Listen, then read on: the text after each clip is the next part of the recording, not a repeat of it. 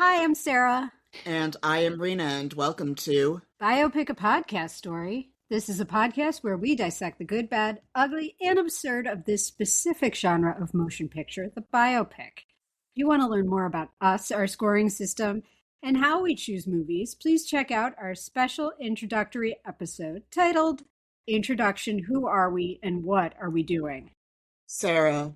What movie are we doing this week? Calling it a movie is a very generous and broad use of the term. This week, we will be talking about the movie Wired, based on Bob Woodward's book of the same name, starring Michael Chiklis as John Belushi. And we have a guest this week. We sure do. We are welcoming back Liam McEnany. Just to give you a little bio on him, he began doing stand-up comedy at the age of 19, and by 20, he was touring professionally. His credits include television appearances across multiple networks, and most recently, his 2025 special, West Coasting, which is available for rent or sale at Comedy Dynamics. As a writer, his work has appeared in the comic anthology True Porn 2 and publications including Maxim, Drill, Jest, and The American Bystander. In addition, his freelance comedy writing work ranges from contributing to SNL's Weekend Update segment to comedy videos for Fortune 100 companies. As a filmmaker, he is a graduate of USC's prestigious School of Cinematic Arts. He produced and starred in Tell Your Friends, the concert film, which held its premiere at the 2011 South by Southwest Film Festival. His screenplays have placed multiple times in prestigious competitions, including the Atlanta Film Festival twice, Final Draft's Big Break twice, and the Academy Nickel 2 times. He also has a Substack, writeliam.com, and you can also visit watchliam.com for his special, and we'll post all of that in the show notes. But welcome back to the show, Liam. Welcome back, Liam. You. It's been too long. Hey, it has been too long. And yeah, it really has. I'm actually really excited to talk about Wired. I was excited to watch it. How are you feeling about that now? I'm very excited to talk about it. There's a lot to break down, starting with the fact that the thrash metal band Anthrax told the same story in 4.5 minutes in a song called NFL. Much better. Was Bob Woodward there to tell you, to gasp and clutch his pearls about people doing drugs? No, weirdly, they just stuck to the facts, and it took 4.5 minutes, and it was great. Why do that if you can play pinball with Ray Sharkey for your life? I don't know. Just throwing some ideas out here that seem to work really well in someone's idea of what a good movie is. I know we're going to get to it, but you mean Ray Sharkey doing the best Latin accent since a Scarface? Holy shit, that's what I wrote in the notes. I was like, just shit. just it is a broad accent. Anyway, say hello to my little friend Belushi. Oh God, what's a hemo? He keeps calling him that. What is a hemo? I have no idea. Rena, literally no idea. Before we get too far down this road, however, Rena, can you give us the trigger warning? This movie contains depictions of and/or references to drugs, bad acting, network television, Bob Woodward, reanimated corpses, death, falling out of planes, the Chateau Marmont, poorly designed airplanes, Hollywood corruption, pinball, fat shaming of corpses, writer's block, and guardian angels. Yep.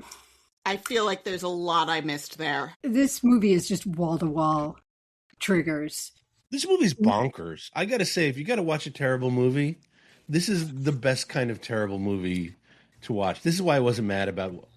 Although I told you guys, I fell asleep twice before I was able to stay awake for the whole movie. It was hard. It was really hard. And I'm wondering whether the pirated DVD that you watched, it was a DVD, right? Not a VHS tape? It was a DVD, but it was a DVD transfer of a VHS tape, it turns out. Yeah, because the way that we watched it was, we'll get to this. It was on a link from an archive link where it was 5x5 and very blurry. Yeah. So I started watching that. I got that one, and then I was just like, no, I really got to be able to watch this movie because otherwise, it's like listening to a radio play sometimes. And Yeah. like you could hear the fuzz in the background of whoever. Someone must have been holding a camcorder up to an old TV with the VHS tape running so they could pirate it to put it on the web for a Right. site that was subsequently taken down and archived. That is how much the universe did not want us to watch this film, and we went ahead and did it anyway for the benefit of all mankind because we thought there is not enough suffering in the world and we need to make up for that by suffering and watching this movie. Speaking of which, Rena, do you have a spoiler warning for us? Spoiler warning. We are going to spoil everything, including possibly the major plot points in works of narrative art having nothing to do with this particular movie. Consider yourself warned.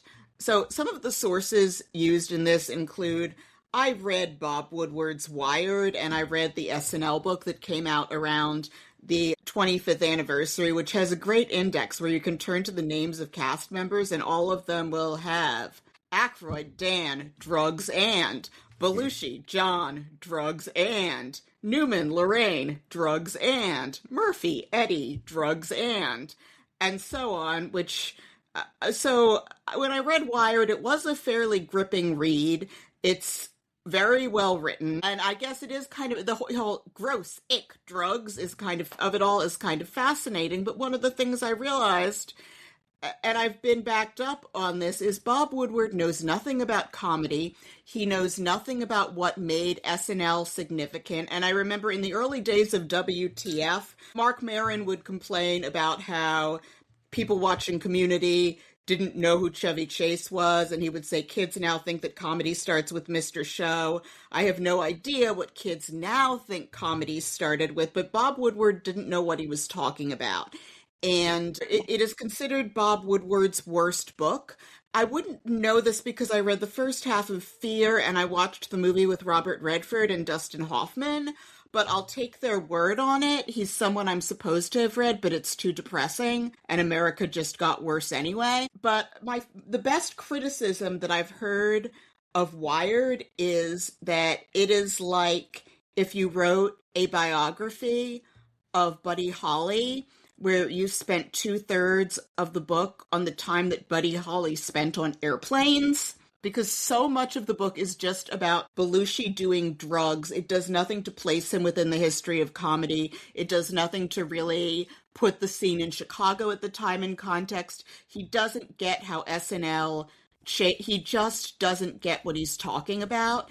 And the way that Wired happened was that John Belushi and Bob Woodward were from the same town in Illinois, and Judith Belushi ran into Bob Woodward and she thought, here's the greatest reporter in America. I'm going to ask him to write about my husband because won't this be great? Bob Woodward was not operating in his wheelhouse. He was not in his lane.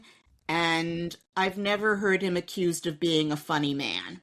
So that is how Wired happened. I mean, Woodward is a great reporter and a great writer. What I thought was interesting, especially he was moralizing about. I mean, the guy is a square, right? And the guy was an establishment square, and he just happened to gain this anti-establishment cred because he and Bernstein followed the Watergate reporting all the way through to the unseating of a president. But what a lot of people don't realize is Woodward is otherwise pretty much an establishment Republican. The guy was never going to write a book that kind of condoned drug use or celebrated it or celebrated kind of the culture around Belushi and Saturday Night Live. What I think is really interesting, especially about his attitude towards that, was, his partner was Carl Bernstein, who had pretty well documented abuse problems of his own. I wonder if maybe there's a little bit of like him being fed up with dealing with that went into the writing of Wired. Like there's one point in Wired where he basically stops the book for, I can't remember, like I can't remember if it was 50 to 100 pages. I read it a while ago, where he basically stops the book for one binge, which includes Belushi having the inside of his nose cauterized so he can go do more cocaine. I mean, look, you got to do what you got to do to keep going. But no, and it is torture to read this part because you're like begging in your heart, will you please just stop? Will you please Right. just go somewhere, pass out, and sleep it off? And it keeps going and going. But so, Sarah and Oh. Liam, can you please tell us a little bit about John Belushi in the movie Wired? From our friends at Wikipedia, John Belushi was a member of Saturday Night Live's original cast, and he would go on to appear in 79 episodes of the show. He was, of course, the legendary star of Animal House, The Blues Brothers, also movie Continental Divide, Neighbors, and Going South. And I was sort of amazed when looking at his career by how little he had the chance to do because the influence is so massive. And also, he received an Emmy for his writing on SNL. About the movie, Wired came out in 1989. It stars Michael Chiklis from The Commish, which I think started airing like 3 years after this. And I remember like at that age, I just thought anybody who was bald was like an old adult. And finding out he was like 31 on that show was really shocking to me. Yeah.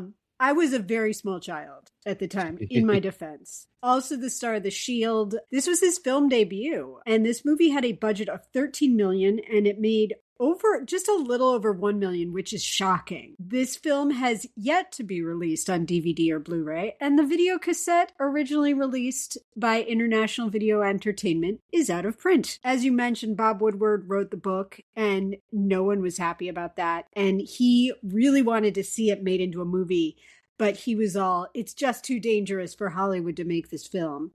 And it finally did get purchased by Edward Feldman and Charles Meeker, the producers. They put up $1 million of their own money for the budget. And then the rest of the film's funding came from the New Zealand conglomerate Lion Nathan, an alcohol distributor. Why? I don't know, but they've funded the rest of it.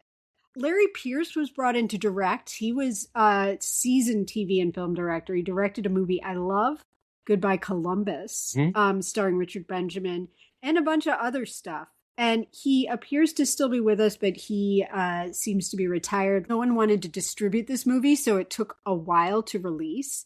They finished in 1988. It came out in 1989. The producers were all It's Too Dangerous, and the cabal of Dan Aykroyd and Bill Murray and Bernie Brillstein is too powerful for this movie to ever be seen, which could have been the case, but also this movie is straight up terrible. It ended up premiering at the Cannes Film Festival in 1989, and it was met with a word I kept seeing over and over in the description of this movie, which was a hostile audience. Hostile is the word that comes up a lot around this movie, and afterward, Bob Woodward was assailed by questions at a press conference about his role in the film, a vision I enjoy. There's a lot of bad reviews of this, but I would like to quote from one of my favorite film critics, Nathan Rabin, who wrote, "To call Wired an unconscionable act of grave robbery and defilement would be an insult to the good name of grave robbers everywhere. There are snuff films with more integrity. Rausch apparently set out to write a biopic as irreverent, wild, and unconventional as Belushi is himself. The stakes were high. Had the filmmakers succeeded, they would have reinvented the biopic by injecting it with vast ocean of gallows humor, magical realism, and postmodern mindfuckery. The filmmakers took enormous chances, none of which paid off. They shot for the moon and fell flat on their asses." And Liam, you have some good background on the writing of this movie. First of all, Bill Murray went viral about a month ago because he was on the Joe Rogan Experience talking about how they must have framed Nixon because he was like, this book was so off and was such a hit job.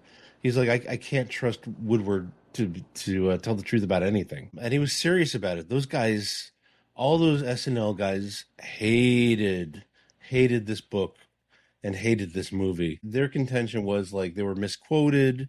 Woodward went in with an agenda. But Earl Mac Rausch, he wrote 3 other movies that got produced. And I'm just going to preface this by saying anyone who writes a movie and it gets produced, that's amazing. He's written 3 notorious flops. This is one of the reasons I really wanted to see this movie. He wrote Wired.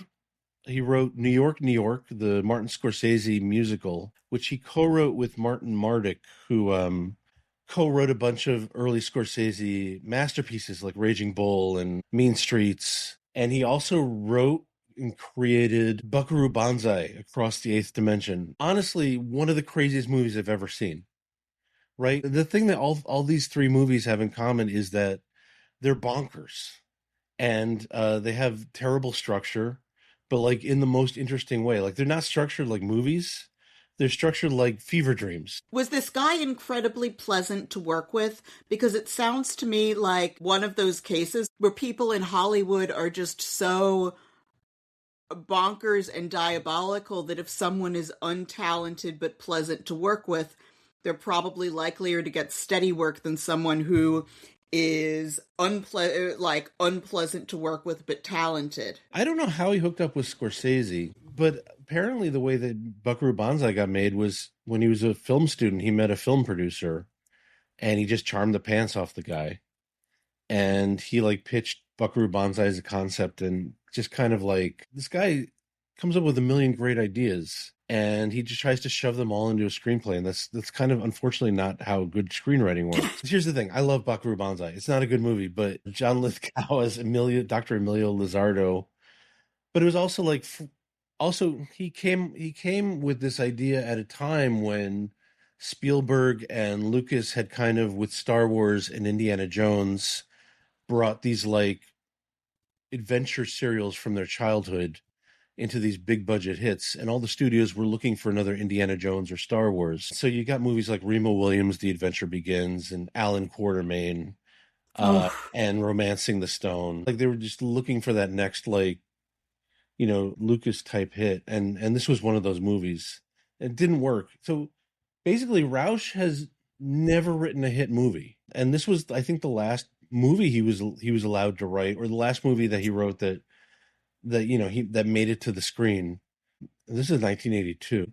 To me, is even more interesting than someone like Joe Mankiewicz, or who wrote great movies, because exactly your question about how do these guys get in and how do they stay in, and a lot of the times it just boils down to they're really easy to work with.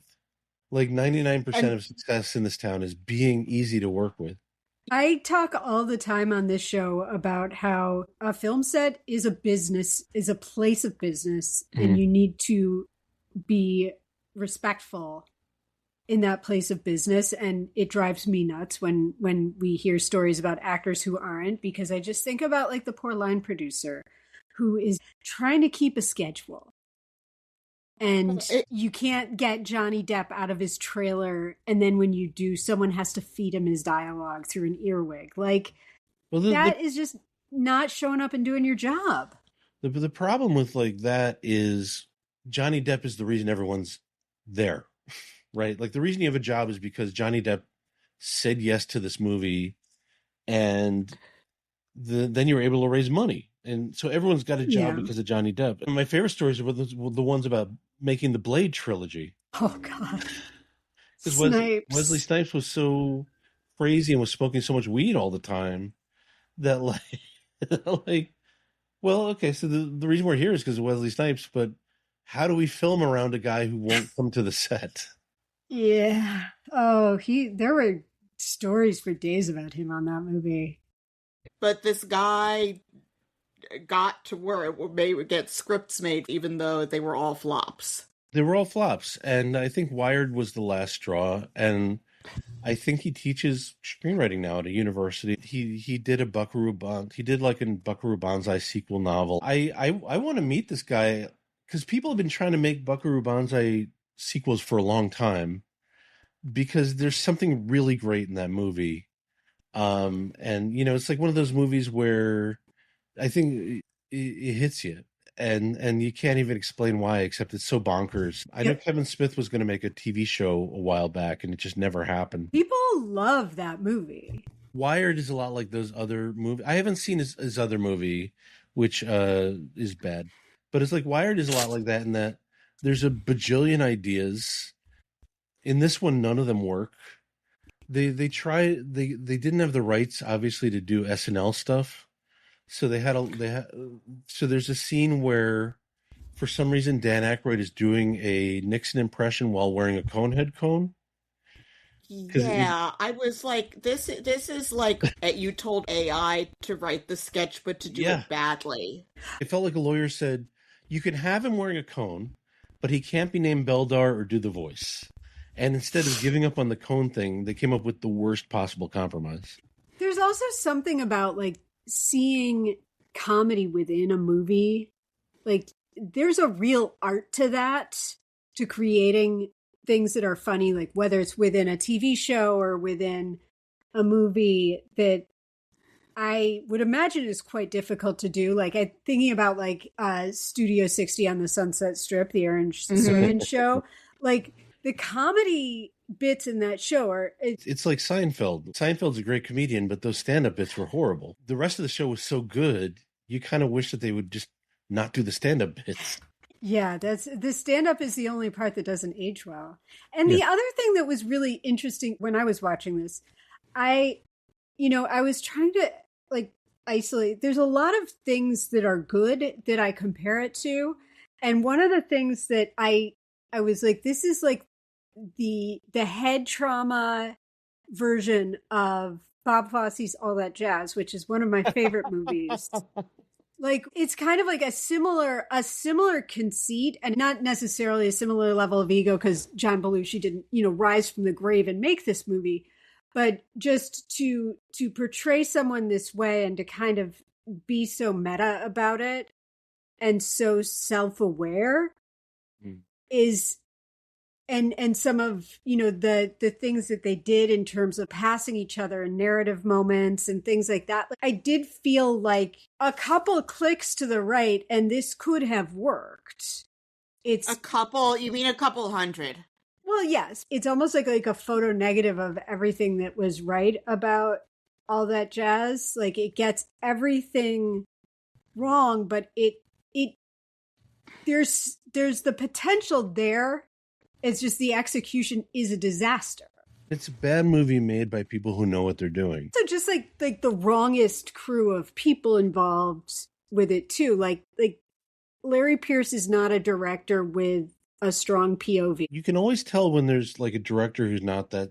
And look, Larry Pierce has a very long, I looked up his filmography because I'd never heard of him before. He's a very long resume, but it's like, you can always tell a little bit when a director's not that strong. Yeah. When you start seeing like super interesting lighting setups in the shot, because that means that the cinematographer has a very like strong voice in what gets seen on screen. And so you kind of have to like say to a cinematographer, like, you can't have 18 lights and fog going on in the background because now that's all that people are going to want to watch. Like Yeah. nobody's watching Belushi's performance when there's this like super beautiful tableau behind him, completely upstaging him. Also, was John Belushi part of this movie? Because I watched a movie about Bob Woodward trying to figure out why people do drugs. So, well, Michael Chiklis was 24 when he made this movie. So he was 9 years younger than Belushi was at death. And he's been quite candid over the years about what happened here. But yeah, I would just like to hear more direct stories about everyone going, they're about their oh shit moment while they were making this. People who were involved with this movie are still alive. And like I bet one of them would have something interesting to say. I would be very interested to understand kind of what was going through people's heads every day. I also, at a certain point, mentioned Caligula in my notes because there was a scene that reminded me of like the level of indignity you see in that. And like, I just like wonder, what is it like going to set every day knowing like what you're making is this? Well, one of the things that really helped me understand when I was very young, someone told me nobody sets out to make a bad movie or TV show, right? Like everyone's on set working together to make the best show that or film that they can. It just happens. So, but it's just very obvious that like they couldn't like they couldn't use the name Bernie Brillstein. We haven't talked about the fact that you have Mo Green playing Bernie Brillstein, which is a character he would end up playing again in a TV show called The famous Teddy Z. Oh my God. So it's like the exact same character. And he plays like a kind of a sleazy manager agent very well. But it's not also not Bernie Brillstein. I mean, like Bernie Yeah. Brillstein like was famously a nice guy. Right from the jump, I can't place a biopic that we've watched that has as much open contempt for the subject of its film. And like even narrative film, I was like, this is like as sadistic as like Gummo or Happiness or Marat Sade or Well, Salo. Like you it you hates its subject matter. The way that you and I watched it, Rena, which was on a pirated site that had been shut down that we could only find through the Wayback Machine, was the right way to see this movie. And I'm fond of saying, or I haven't said it in a really long time, like that this movie shouldn't exist, but this movie shouldn't exist. Well, you were saying it has a contempt for the subject. It's honestly the first time I've ever seen a movie that had contempt for the source material too. Like one of the running themes in this movie was all the characters complaining about what a hit job the book was. Yeah. And like the Woodward guy, JT Walsh is a great actor, and Yes. this really derailed his career, unfortunately. Yeah, Dan Aykroyd got J.T. Walsh kicked off another movie for being in this one. Loose Cannons, terrible movie. Like he did JT Walsh the world's biggest favor. That was during his Dr. Detroit phase, where he couldn't make a good movie. It's just like all the characters complaining the movie was a hit job. JT Walsh playing Woodward is kind of like a bad cop. Like not even a journalist, but like a bad detective, like a Harvey Keitel in Bad Lieutenant. Oh, Like that's what he reminded me of. that is Oh, quite the God. comp. As you mentioned, like there's no permission from SNL, so we have these weird sketches. I think at one point someone calls them skits, which I feel like Yeah, and these make you what you don't understand why he was famous. You don't understand what people liked about SNL. I agree with you, Sarah. The best way to watch this movie is at 5 by 5 inches on a bootleg produced in an archive on the Wayback Machine, and then you blow it up on your like little personal computer screen from the 5 by 5 inches. But that just like amplifies the blurring, and the only way I can think of to improve on that would be to put the computer in a corner of your apartment facing the wall, walk into the kitchen, put on Kashmir and Immigrant Song on a continuous loop at volume 10 on your Alexa device, and sing along with them until the movie is over Yeah. while washing dishes.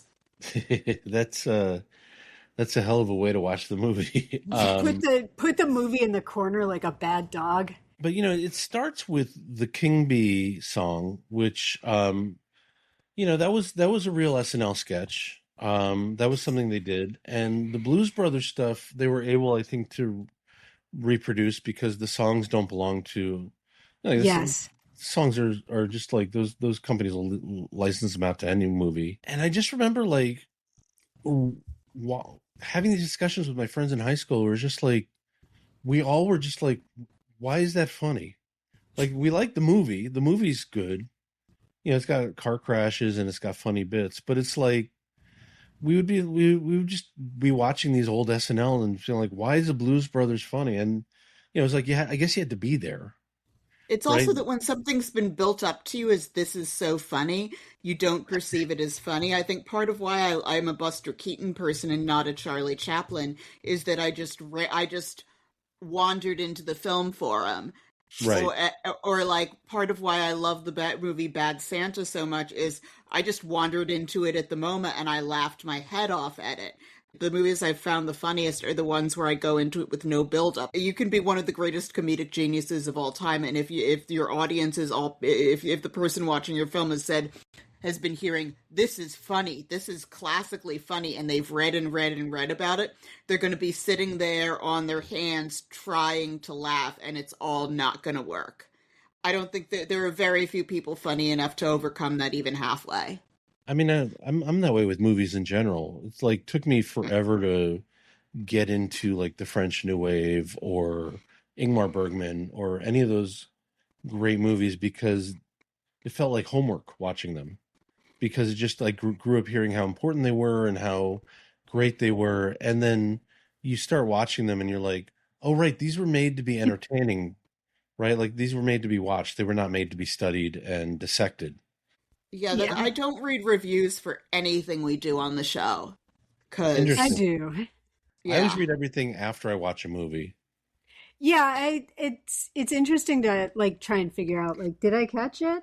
Also, I would imagine too like I think about like the relationship that an audience in 1976 had with Dan Aykroyd Hmm. and John Belushi and and performing these old songs like probably was very funny to the people who had that kind of relationship. Like our generation felt about like a Chris Farley, where just him being there was like, I'm trying to separate my real John Belushi from this movie. Like his facial expressions, when you think about some of the scenes in Animal House, they're just funny because he just watching him like respond to things and just sort of like look at stuff. I mean, also, like, so some of SNL, I call it summer camp stuff because, like, the Blues Brothers, right? It's like, I get it. As an adult, I get it. It's like you're watching someone your age goofing around, having fun, and there's something fun in that. I think that if I had been a boomer, Chevy Chase probably would have been the one that I would have watched the most avidly. Chevy Chase just had that one season. I'm someone where I don't tend to really respond. I don't tend to really respond to purely physical or emotional humor. I like meta. I don't laugh at emotional humor much because I feel so mortified on behalf of people. Like the humor that comes around someone being embarrassed. Right. Um, so I mean, I'm more about wit and quips than Yeah. what they were doing. I would be interested. Like, I know Aykroyd hated this movie, but he okayed his name being used and his Why likeness. did he do that? I don't know. He took out a hex on this movie. He talked about back in the early '90s, and it worked. But yeah, I'm not clear on why Aykroyd was like fine with it. And I bet honestly, I bet I oh, know. Why? I guarantee you one of these producers came to him and were like, look, we agree with you about the Woodward book. What a great way this movie is going to be to correct the story, to save John's legacy, to kind of get his side of the story out there. And then they didn't. oh, Like I So you're guarantee and saying his produ- lying works. yeah, lied his ass off. Yeah, some producer lied their ass off, which works in the short term, but in the long term, it makes it impossible to get anything done ever again. I also think like and it again, it's not good, but it's interesting what the actor playing Aykroyd is doing um in this movie. I feel like the actor doing Aykroyd in this movie is somehow like putting out there in the universe the Dan Aykroyd we'd see in Tommy Boy. Like the way that like the way his vocal cadence, like he is imitating Dan Aykroyd, playing Dan Aykroyd up to a high degree. It is like an imitation of Dan Aykroyd imitating himself. But it's also the acting is so off. And see, I had a problem where the video quality was so blurry and the acting was so not great that I couldn't even tell who anyone was pretending to be from scene to scene. I, Yes. I had a less blurry. I didn't. I mean, mine was watchable, and I didn't know he was supposed to be Aykroyd. Like Yeah, or I knew in the Blues Brothers stuff because he wore the glasses and the hat. But it took me a while to figure out what he was. And then I think Belushi calls him Danny, and I was like, oh, I think that's supposed to be Dan Aykroyd, maybe. yeah, there was a lot of like non-acting, so sometimes I wondered, is that supposed to be Aykroyd? Is that supposed to be someone else or like some nondescript like person who's credited as friend in the credits? I couldn't tell. But so we open on a like Frankenstein moments. We have a Mhm. corpse reanimated on a stormy night, which flashes to other stormy nights. Um and where we're being wheeled into a morgue here after some black box voiceovers. Yeah. But also And the opening credits on this VHS transfer were crazy. There was like this bull and some 80s animation and like the sound of whatever was going on in the apartment of whoever filmed this thing off their TV screen. Oh, really? It was. Oh, There was like fuzz that sounded exterior. If I'd known you were watching that, I actually would have burned this DVD and just sent you the file. Because mine is much more. It's kind of crazy. I'm glad we had the experience of watching it the only way that's available to most people. And here we get introduced to Ray Sharkey. And I noted in my notes here, like, that Dan White in Milk had less of a villain cut than Belushi does in this movie. Like, opening on him dead in a body bag is... And that scene takes forever.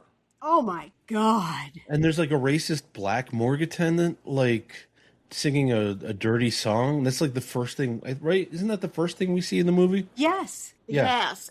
And he's singing the dumb song forever too.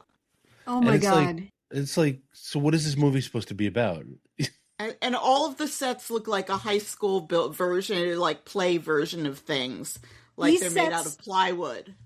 These sets are trash. I'll get to it when we get to the so-called Chateau Marmont. You know, oh yeah. No, I don't know where that 13 million went. It didn't go on screen, that is for sure. I think maybe to song rights, which they got the most out of those song rights because they play those songs to completion. They did. King Bee went on forever. So he gets into this cab. Like, we're seeing like a lot of things happening at once. Like, and we when we watched the movie Gotti, which was one of the worst movies we've ever seen, there's like 3 framing devices in that movie. Four there, and we called it the turducken framing device, where it's so weak that they have to come up with multiple framing devices to try to entice multiple audiences in, or to get everyone asking enough questions that they think they'll have an audience. But it's like this movie is constant turducken. Like you're talking about the TV movie starring Travolta as John Gotti. It wasn't that was a real release. That was a big That was a feature movie. release. Was it? I'm sorry. Yeah. Can we talk about the framing device in this movie for a second? Because yes, I think there's some context that's like really important to understand this movie, which is in 1982, It's a Wonderful Life was in the public domain. And so every TV sitcom through the 90s, because this movie was just on repeat all the time. So like every TV show had an It's a Wonderful Life episode because it was something that everyone understood. So this is clearly Roush just being like, I'm going to take the It's a Wonderful Life guardian angel showing you your life framing device and just apply it to the John Belushi book. And it's terrible. It makes no sense, especially since it's also a movie about Bob Woodward investigating John Belushi's life. So it's like, again, you're turduckening these 2 different framing devices into one movie. Well, it also it kind of like beggars belief too that like John Belushi's story wasn't enough to sustain like a 90-minute film, to where you had to have these multiple plots going on. It's like you also stuff an ostrich outside the turkey and then a pterodactyl on top of the ostrich, but then inside the chicken that is within the duck within the turkey, you put a pigeon and a robin and a sparrow. And then you stuff them with cornbread. Yeah, and it's just kind of exploding all over you too, because it's not organized.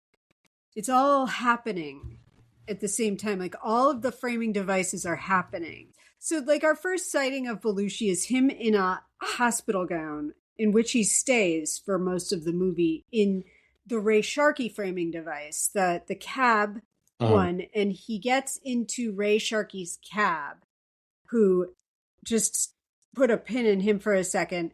And he has removed himself from the body bag, and they start their crackling dialogue. And also, just a side note, fuck Ray Sharkey. He was HIV positive as of 1989. He concealed it.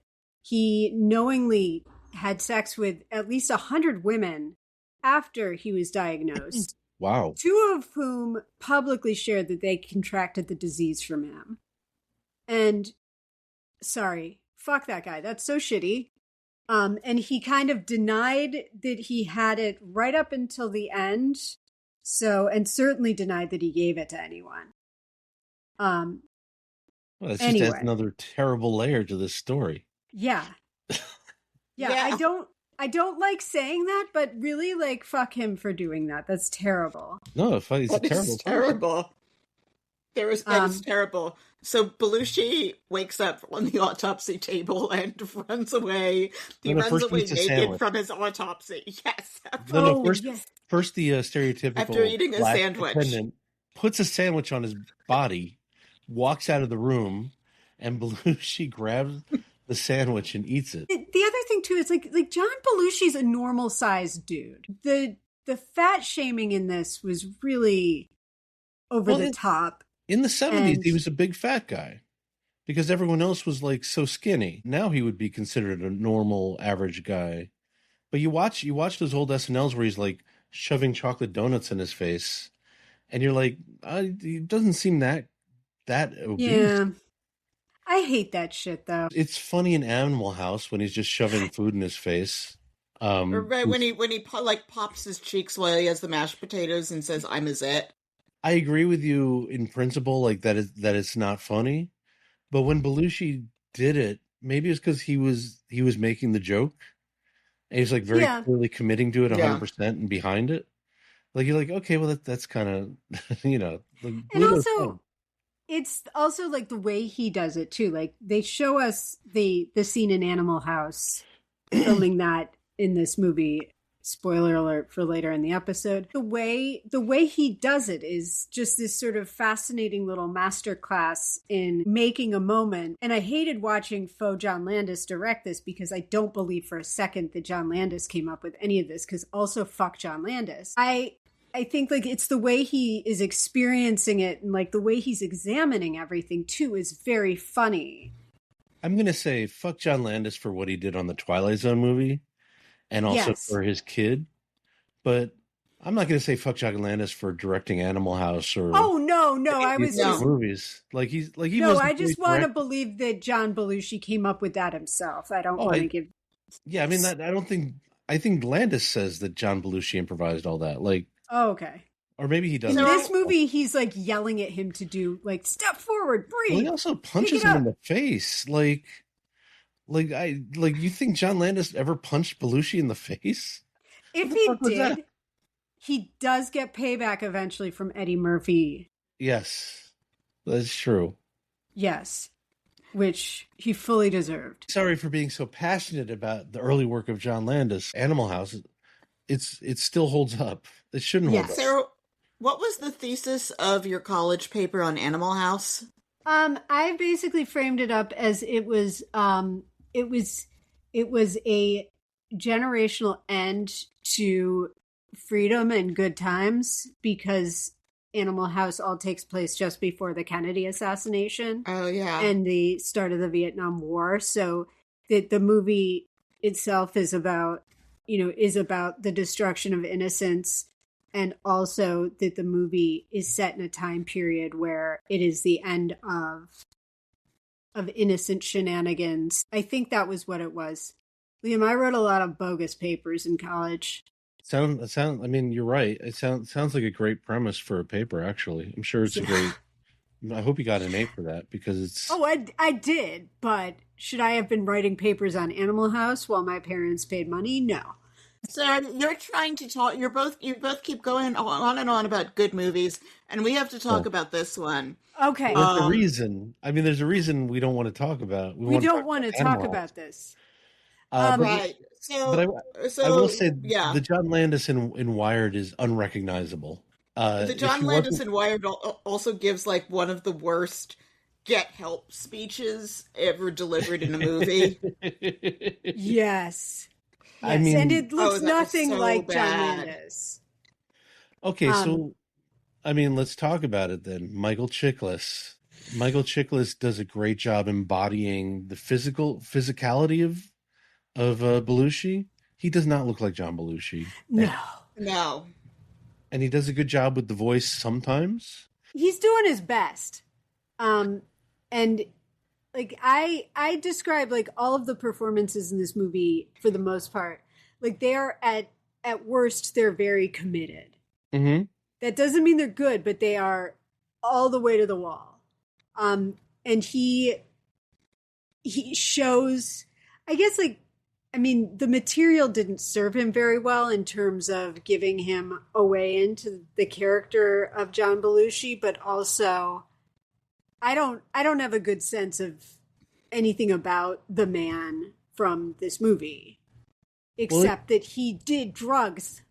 It's kind of crazy because these people are playing actors who were the most famous actors in the world at that time.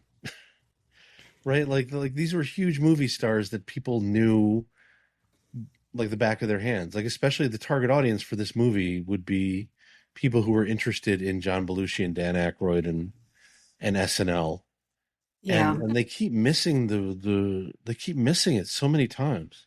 Also, nothing in this movie looks good. Like, yeah, they recreate the bee costumes, they build a cone for the head, but it's also coming out in that there's this weird window around films set in the past where if you're making it 5 or 10 years out, nothing's changed quite enough to really show it.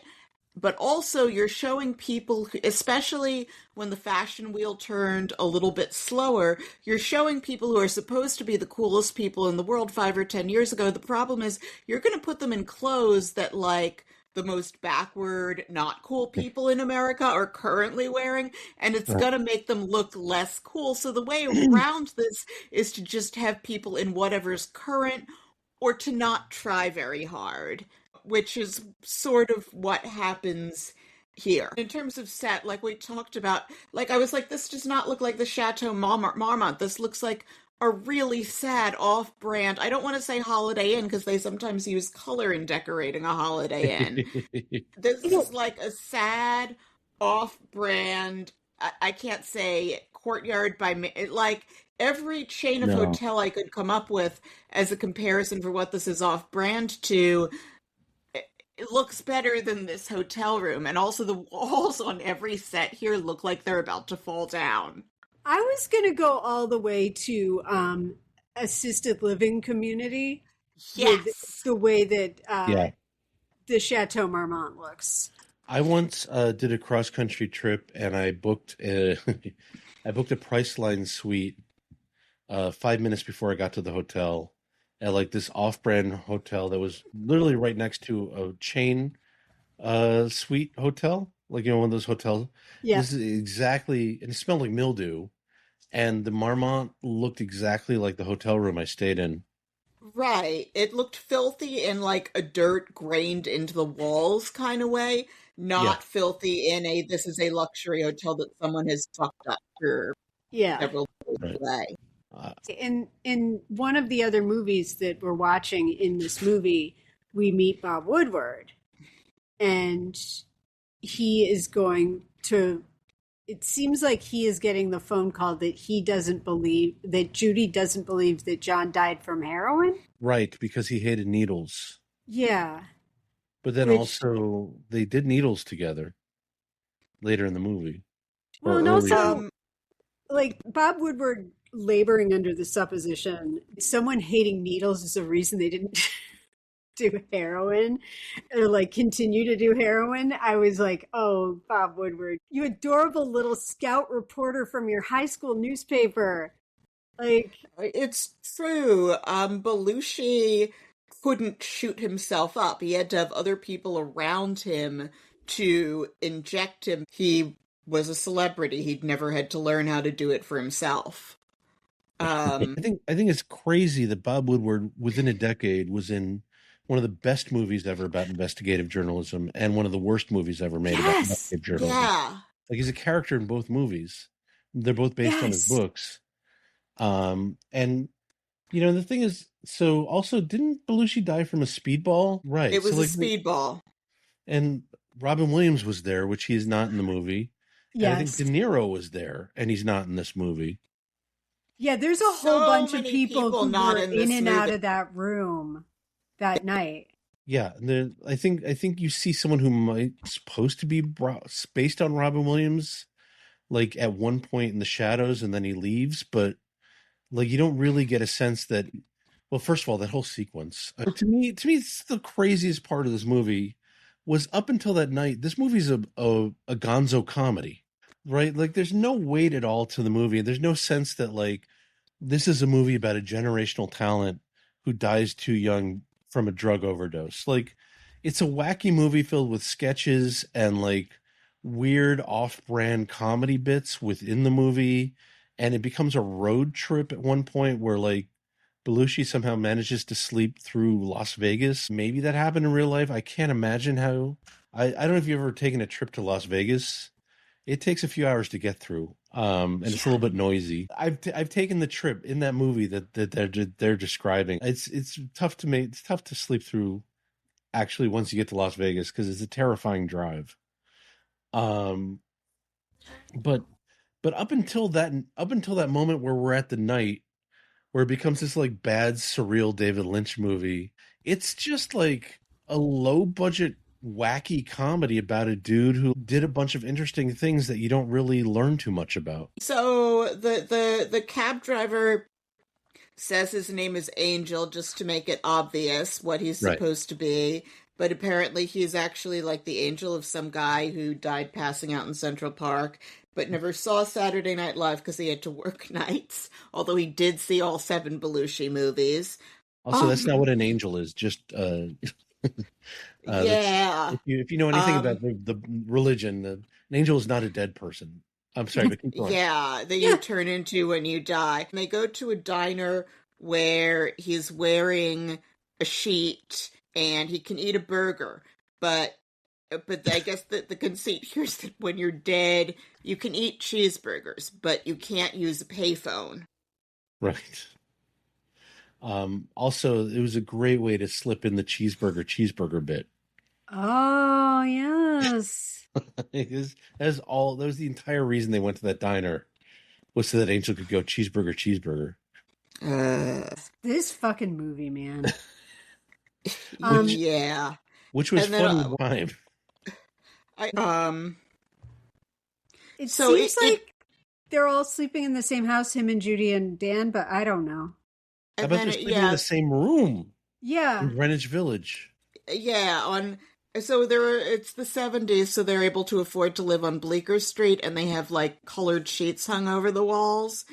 And it is true that Belushi was spending $1,000 a week in late 70s money on coke while on a not ready for primetime player salary. And SNL salaries, especially in the first 5 years, have never been comparatively impressive for entertainment. Like, I think in the early 2020s, if you were in your first season, you got like $3,000 an episode.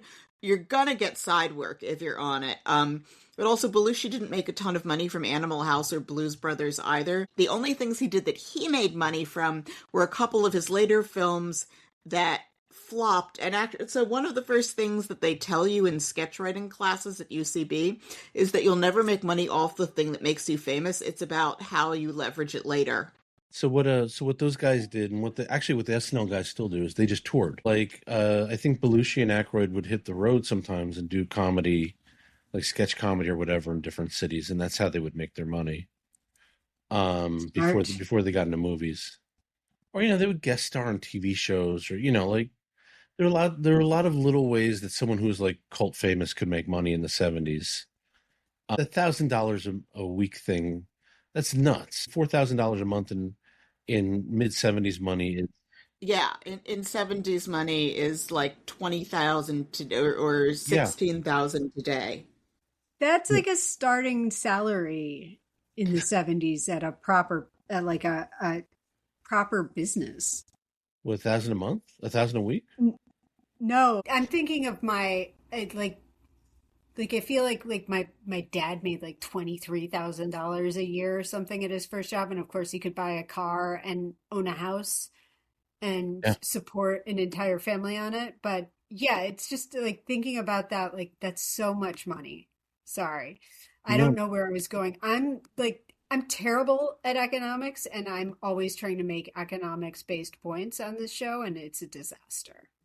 I mean, Um, I grew up in a neighborhood in Queens with just rinky-dink houses, and my parents could have bought one for $45,000 back then, and now they all sell for at least 750. Like it's crazy how different things were back then.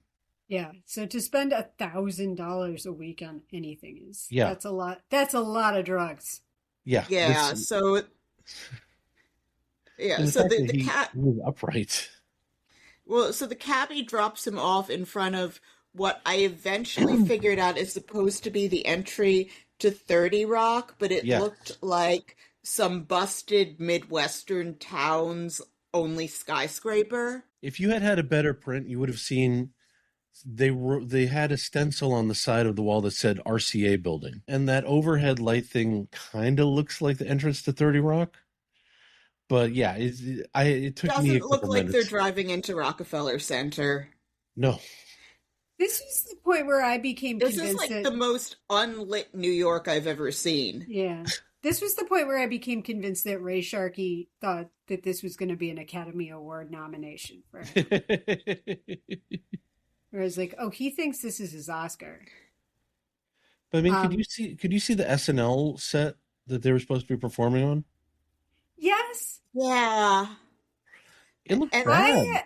I could see it, and I pretty much assumed that any darkness was selective in order to try and convince us that it was SNL.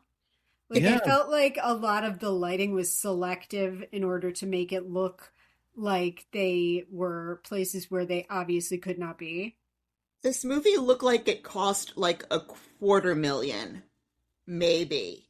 but especially, I mean, I've been to a couple of SNL tapings, not to brag, and the set looks way different, right? Like Yeah. home base is actually bigger than the set in this movie, and it's tiny, right? And then there's like a couple more stages to the left and right where they can go to, like that's how they do live television, is they go from one set from wing to another. You know, the audience is on swivel chairs so that they can like follow from left to right. Oh. But this one, it's like tiny, like it's like what, 4 rows of audience. This tiny set that's supposed to be home base where they're doing Blues Brothers shit, and it looks But Excuse me, it is Brothers Blue. Brothers Blues, no, I no, believe is what they call it on really. this. Yeah, they had like a logo that was like blues instead of Blues Brothers, it was Brothers Blues. Oh, I must have misread that. Like, I must have just been like, I had a little trouble focusing during those segments because What? the it looks original like the Blues Brothers stuff missed me so much that watching a bad recreation actually, Yeah. It uh, it was a bummer. or the like Win audience all Duffy seemed to shows. be audience all seems to be sitting on like those chairs that you see in bars and restaurants where it has like Yeah, the it's sort of where it has the round seat that's really hard on your butt and one leg is always slightly shorter than the others and the yeah. back feels like there's a screw coming loose and it's kind of rickety. That's what the chairs the audience were sitting in looked like. And then someone picks them up and stacks them at the end of the night so they get more rickety over time. Question here too. Was I and I just don't know the answer to this. Was John Belushi always chewing gum? I think that's how you indicate someone's doing cocaine. Oh, It's okay. Their the 'Cause jaw is, TMJ man. okay, because it looked like I mean, and it looked like he was chewing gum, I, but I, th- maybe it was I think that's the coke jaw. okay. Um, but sweet innocent summer child. I know. I'm like, oh, that's adorable. I'm just as adorable as Bob Woodward with his people are doing drugs in Hollywood. But Um, I was just saying, like, when Duffy shows up as a movie producer, but I didn't understand if he, for a long time, I was like, is he a record producer? Is he a movie producer? Is this supposed to be an office? Is this like a hotel room? yes. Oh Like, my gosh, I was so excited when he showed up. I was like, oh look, he's working all the time yes. still, and looks exactly the same. I met him last year very briefly, and he's a very nice guy, and he looks like Oh, that.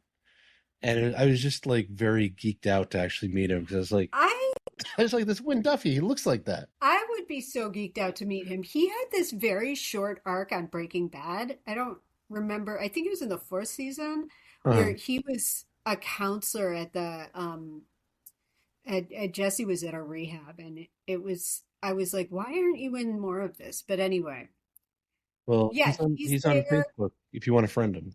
Oh, but he's there, and Alex Rocco is there, and all of these people are just coming in and out. He has like a sober coach at one point. I just have a lot of how, what, why in my notes from this, like just like why, and Right. it seems like after this we go back to Bob Woodward's office, and what I'm assuming is supposed to be Ben Bradley. Um, they're This is so talking. bad, you guys. They're I, talking about the whole Hollywood drug scene. you know what? I honestly, there was so much going on in this movie, I can't remember the scene you're talking about.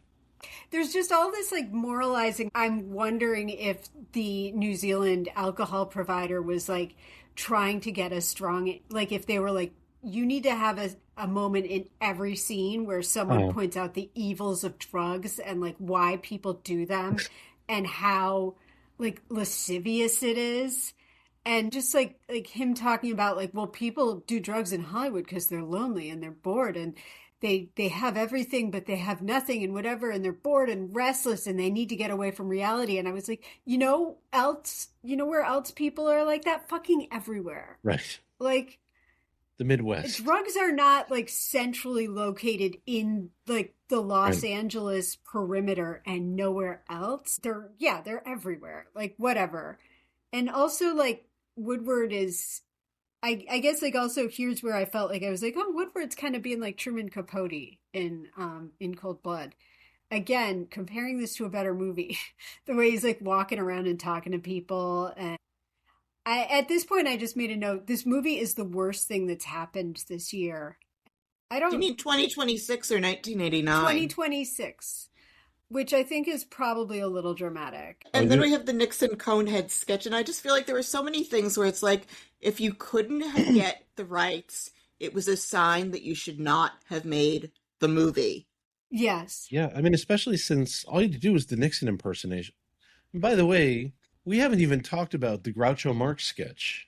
Which is actually a recreation of a doctor's appointment that Belushi is shown having earlier in the Uh, movie, but is set up as an SNL sketch that time is a very loose concept here, but it's set up as an SNL sketch that he's watching nostalgically, where it seems like the thing he's watching would have been filmed before this doctor's appointment, that it's actually an echo of.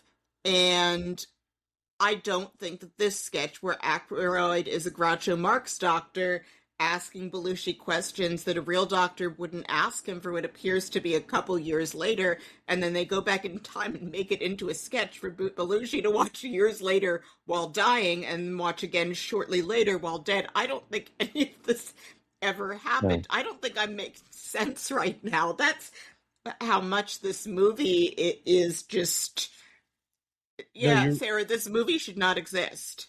that's the point where Lorne Michaels should have sued because that sketch was so bad and so weird and just so off model to anything that SNL would have ever done. I mean, like, like Lorne Michaels was famously strict and he was like, they're not skits, they're sketches. Carol Burnett does skits, we do sketches. Like, if anyone had pitched that sketch, they would have been fired. I honestly want to see a real thing where Belushi, it shows like the real ways that he was an asshole, like that he wouldn't do skits written by female writers, Hmm. or he'd do them in a really like Oh, well, I mean, monotone and say, oh, women aren't funny. Rena, this was made in 82. Nobody was against that in 82. I mean, that's like you'd have to make this movie now to really get to get to like this movie. There were no women in this movie. Judy Belushi and the groupie Patty that killed Durbinville. Yeah. Yeah, Who is the only, Patty Durbinville is the only person who gives a passable performance in this movie, but I'm like sure. suspicious of myself in thinking that because I made a mistake and read a review where someone's is like, oh, she's the only, and it's like, this is why I don't read reviews because they make me question my own assessment. In '82, SNL is one of the only shows that employed women as comedy writers. I've heard one of the worst situations you can be in as a woman in a writer's room is to be in a room where there are three female writers and the majority are men because the men will play you off against each other. There's a great book. It's mostly about the making of the Mary Tyler Moore Show, but there's a woman in the writers' room, and she's portrayed very heroically. There's nothing to do with the movie we're watching, but again, No, it seems tough like talking we are about the movie. constantly trying to talk about anything but the movie we Yeah. watched. Okay, Because so we're normally much better about going through the plot, and this was unbearable. this movie was, I wouldn't say this movie was filled with all-timers in terms of like character actors, but this cast is pretty stacked. I mean, Chiklis is would go on to do great work in TV. He has also played the Thing in the kind of Yes. off-brand Fantastic Four movies. The first off-brand Fantastic Four movie is okay if you watch it with the sound off on a plane, which is how Uh-huh. I watched it. And then I felt bad for the Thing. It felt sort of like a silent comedy tragedy, but also this was like 20 years ago, and I'd had a few drinks before watching it on the plane, so I Uh, don't know if I know what I'm talking about here. I know what you're talking about. I watched Mars Attacks on the wall of a bar with the sound off. I watched Chiklis in The Shield, and I was like, holy shit, this guy's a great actor. He is. You know, like He I was want, in a messed up situation because he was 24 and no one clued him in. and it really, and this movie pissed off a lot of Hollywood power brokers. It's the kind of movie where, yes, you get to star in a movie that everyone's going to watch, but someone really needs to take you aside and say, like, this is not the movie you need to debut in. Right? Like JT Walsh, this fucked up his career for life. Like Chiklis got lucky.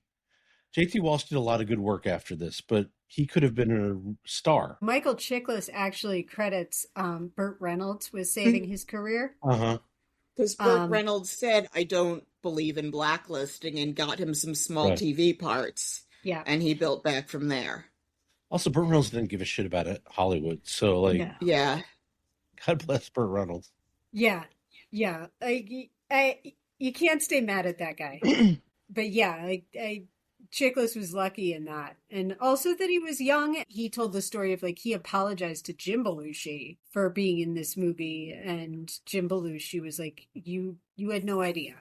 The actress who plays Judy Belushi is kind of a non-entity, and a lot of people who I've heard are good in other things just kind of come across as non-entities here. I think everyone is just getting through the day. To motor through this thing, we see Woodward talking to Judy, and I don't know, where do you want to jump back in here, Sarah?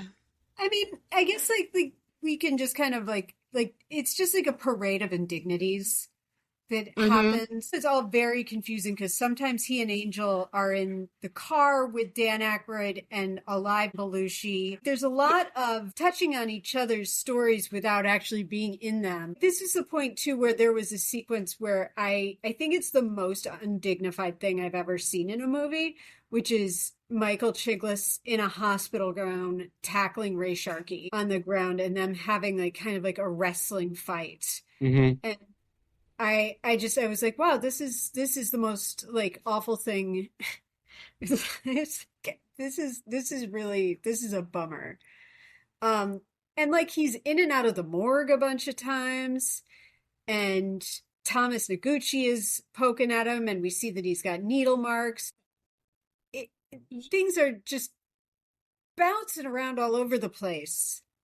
This blurs the line between life and death because he's feeling what he shouldn't be feeling with his dead body on the cold metal slab, and he yells, "Get me the hell out of here, I'm cold, it's cold." And the doctor says his bladder's full, as in like, oh, he passed out and didn't know he was going to pee. But I was under the impression that when you die with a full bladder, you pee on yourself. And then, like, the doctor says, I will make the first incision, which they use as an excuse to cut to the samurai sketch, and then back again. And Wait. at this, Dude, slow down, because what you're talking about is an Asian doctor yes, who then morphs into the samurai character. yes, To be fair, the Asian doctor is supposed to be Thomas Noguchi, who is famed Uh-huh. autopsy. Like he did all of the autopsies. To be fair, that makes it even crazier. Yes. So wait, did he do the autopsy? He did the autopsies for the Wonderland murders and Manson and Yeah. Yes. Yeah. It doesn't improve this No. situation at all, but No, but they were like, hey, we have this Japanese doctor, and we have this guy who played a Japanese character. It makes sense to make them one and the same. and this went on for like 2 days. And I just have to reiterate how not fun this movie is to watch. Like, this is the point where I paused, even though I should have just let it keep going so it would finish faster, so that I could Google, do you pee on yourself when you die? Because the whole premise seemed medically weird to me. And what did you come up with? It's quite common to piss on yourself when you die. Yeah. It doesn't always happen.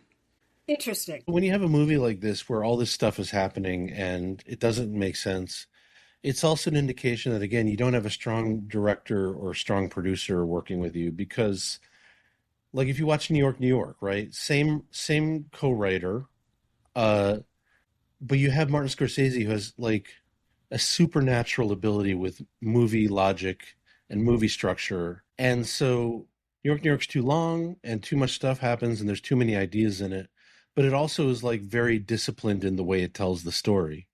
Whereas in this movie, it just feels like the guy turned in a draft and everyone was like, great, this is the movie. No notes. I don't think anyone could have made this script work. No. The dialogue is weird. It was like, no. Oh my God, it's only at 36 minutes and 35 seconds. How is this still happening? How is there over an hour left to go to sit through? I mean, I feel like if I want to live long, maybe having this movie on repeat would make my life feel longer. Yeah. And life is too short. I mean, it certainly would make you pray for the cold embrace of death. If this movie's goal is to make you not want to do heroin, it failed, because I was sitting there watching this thing now and thinking, if someone came up to me and offered me a bag of heroin so I could pass out and be unaware of this movie, I would snort that whole bag of heroin. Oh, that's not good. Yeah. I mean, I get it, man. Look, when we finally got to the night, the Marmont, it was a relief. I was like, okay, we're done. We're done, and yet it's going to go on for another. Like, I kept checking the time code too, because I was like, how are we at his funeral and there's 40 minutes left of this movie? Like, how is that possible? And then his funeral is before the Marmont, so it's like we're still finding more birds to stuff in and outside of the turducken. Like, So many we're going birds. to other galaxies for bigger birds. So many birds in this turducken.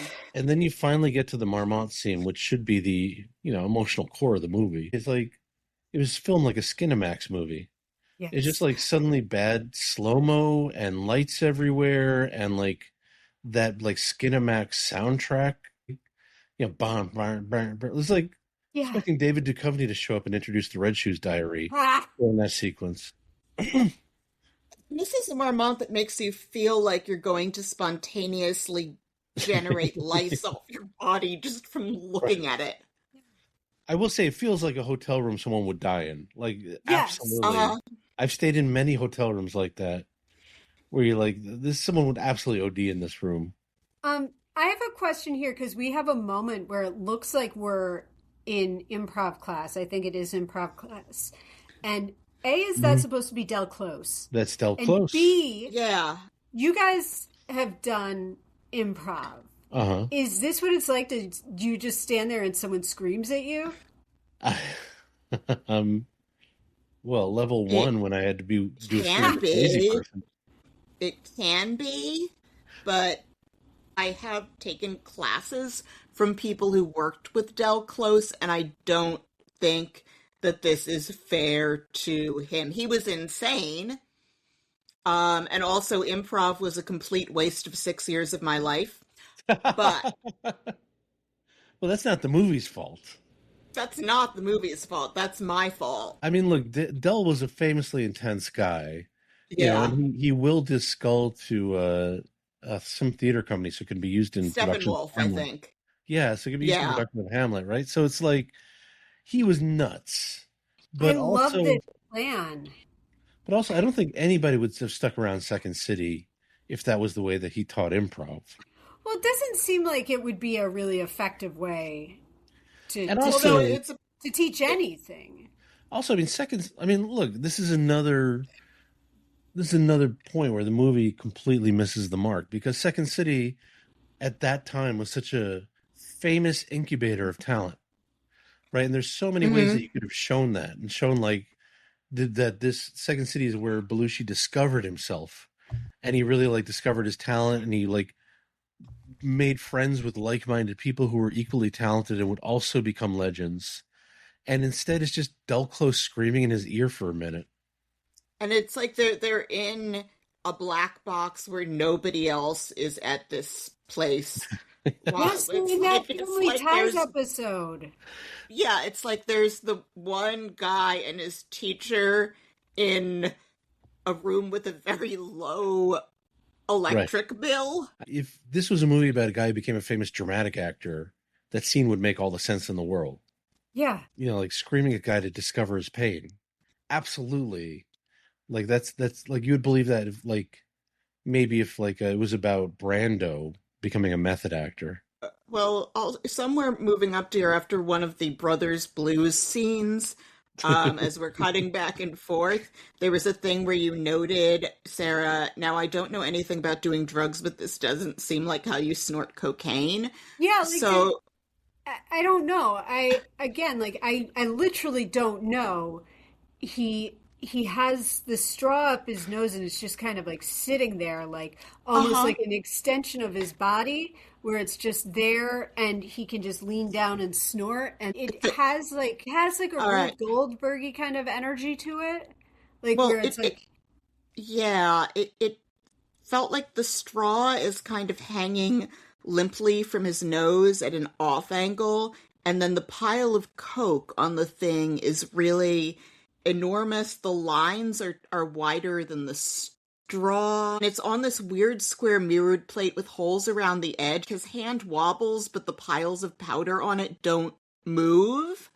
Um, which makes me think that this is like Fisher Price brand cocaine, where you sell it to children in a rubber pile so they can pretend they're doing cocaine.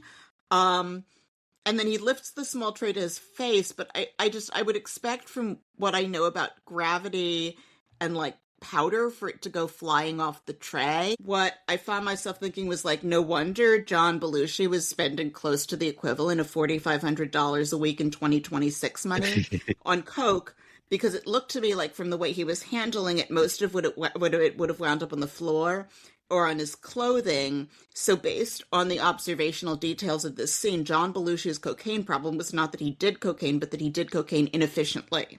it's like an airplane. He has a Right. drinking problem and he just keeps missing his mouth. Belushi's problem was that he gave it away. Like he Oh. shared with a lot of people. He made a lot of friends that way.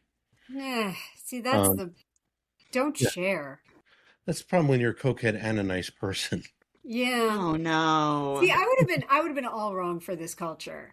We cut back to for some reason, Belushi does a Brando impression on the autopsy table, and here I scream in all caps, how is there over an hour left in this? And yes, this is where we all cut to the acting class with Del Close, who sounds a lot like a cult leader. And then there's a samurai scene, Sarah, that you said, and I wrote, this movie is a bigger waste of time than improv, and it takes a lot for me to say that. I would love to have back all the thousands of dollars I spent on improv. It was a stupid waste of time. I Therapy. mean, So, The difference is the people in an improv scene look like they're having fun, and nobody in this movie looked like they were having a good time. No, No. no, it looked like the military. Yeah. Um, Um, well, yeah, then there's a samurai scene that you noted was more offensive than Hiroshima. And then I just like, who thought this was funny? Who okayed this? And then Patty D'Arbanville shows up to, it just keeps happening. Oh, there's a scene where first John Belushi is excited to find out that Bob Woodward is going to write his autobiography, and he's like, not his autobiography, although I Right. wouldn't put it past this movie to have Bob Woodward write someone else's autobiography. They're driving past, for some reason they're in the same red car, or they're in a beat up version of the other car. Maybe they're just both the red cars and I couldn't tell because of the quality of the print. But first, Belushi, still in the hospital gown, is excited that Bob Woodward, who he says he's always wanted to meet, is gonna write his biography. But then the angel tells him, no, man, that's Bob Woodward. He's gonna do to you what he did to Nixon. Oh. And then we cut back to the set of Animal House. And then we're in a trailer where the guy playing John Landis gives the most cliched "stop doing drugs, don't do this to yourself" speech I've ever heard. And at this point, I just had to get up and pace the apartment because I couldn't take it anymore. and then, yeah, then we're trying to squeeze his body onto the plane, Oh my and they God. can't get the casket in, so they just Yeah. take the body bag and strap it into the seat. That feels like it might have been a true story just because it was so ridiculous. It feels Well- like it might have been a true story, but it's also like, don't tell that true story. But it's also, this is not how you load cargo onto planes, because this plane it's too big to be the kind of rinky-dink passenger plane. And it's also, the door just looks it looks like they intentionally made the door too small in order to do this visual gag, so that they could act like they're trying to ram a big coffin through a tiny door in the side of this plane. But none of it makes sense based on any airplane I've seen. And airplanes this size have a cargo hold. Like, there's other ways of... there's the place where they put the bags, where there's supposed to be a thing that comes down. None of this makes any sense, and it's not funny. Well, It's it's a really private not jet. funny. So it's a private jet, and jets that size, yeah, they have cargo holds that, like, like, so you're supposed to be able to put all kinds of sizes of cargo in there. Very clearly, again, this goes back to, like, what's the tone of the movie? Is it like a reverent biography of a fallen legend? Is it a wacky comedy in the style of that fallen legend? Are you trying to be like Hunter S. Thompson and just go gonzo with it? Or are you like, it just, the tone of this movie is all over the map. And and again, it's like a movie that's trying to have its cake and eat it too, because it's like what you were saying about, okay, well, here's this meta criticism of the book and the movie and the hatchet job while also participating in it. Like, you can't have it both ways with this. Nope. No, and it's also like, why is he still in a body bag inside the coffin? They're supposed to, like, embalm you and put you in a suit before they send you off to the funeral. Right. Especially because, like, planes hit different temperatures and they want the and then Right. so they take the body in the black plastic bag with, like, duct tape around it out of the coffin. That, again, they're acting like he was Henry VIII sized, but Right. I've seen coffins. Even a coffin for a fairly robust man would still be, like, maybe it would be like 4 feet high by 4 feet wide, which is still within, like, a door on a plane. Right. He wasn't a dude being buried in a piano crate, which is Yeah. what they do with, like, enormous people. He was in a normal sized coffin. Yeah. And also, when you're dead, they don't have to worry about whether you're comfortable in the coffin. Like, you can Right. stuff a fairly big person into a normal-sized coffin. They don't need a ton of space. They're dead. You just have to get the lid down. I'm getting really mad over Just like I found this in like really poor taste. Yes. You know, even Right. for this movie, I was like, this is just really shitty. And why does this movie hate him so much? So they prop the black plastic bag up in a seat on the jet with them, and he starts yelling at them from within the plastic bag at the manager and the other guy on the plane, and then the black plastic bag threatens to get off the plane. Right. Nobody cares. There's something about Mary type movie where this scene would fit right in and be very funny. Yeah. Right. Like a Farrelly Brothers or someone like that could pull this off. But you're right. It's a biopic that hates its subject and tears him down at every possible moment. And depicts him as like this very famous beloved guy in an industry where people hate each other, but then gives no reason why anyone should like the guy or find him funny. Yeah. It's so mean-spirited. I don't understand why even bother make this if you're going to hate your subject matter this much. And also, like, if you're going to reduce John Belushi to look at this gross guy who did too many drugs and ate so much, he's so gross. Look at him eating a sandwich when he's dead, and look at his ass hanging out of this hospital gown, and watch him ride around in a cab. It's not even like an even keeled look at him, or like a balanced look, or, you know, or like something that takes into account the complexities of being a human. It's just, you know, to use the word that all the reviews use, it's hostile towards its subject matter, and it doesn't even bother to give us a way in. It's like they use him as a prop to lecture us about the evils of drugs for 2 hours, and to let us see Bob Woodward do reporting, like when he's in the Chateau Marmont scene where he says, as he's walking through the room, I wrote it down because it was so good, he looks around and he's like, patio, sliding doors. And as he's Patio, looking, sliding doors. I was like, bravo, that is the reporting a presidency. Why make this if it's gonna like just be such a hateful portrait of him? And Nothing in this movie made sense. I mean, like, yeah, No, the comedy was bad. The comedy within the comedy, because they couldn't use the real SNL sketches, was bad. That's the point where you just suck it up and hire real comedy writers to write the sketches within sketches. You just like have people say, wow, that guy's hilarious on SNL, and then just that's the end of it, you know? Talking about 30 Rock, at least the sketches within the show were intentionally, like, you're supposed to get the idea that nobody on that show was good at their job. yeah, Right? And it's like here, you're being told everyone on the show is great at their job. And you don't see, instead you get a fucking doctor sketch where a guy impersonating Dan Aykroyd, impersonating Groucho Marx, playing a doctor. It just, none of it was good. I mean, no, and then they show the corpse makes good on its threat to jump out of the plane. yeah.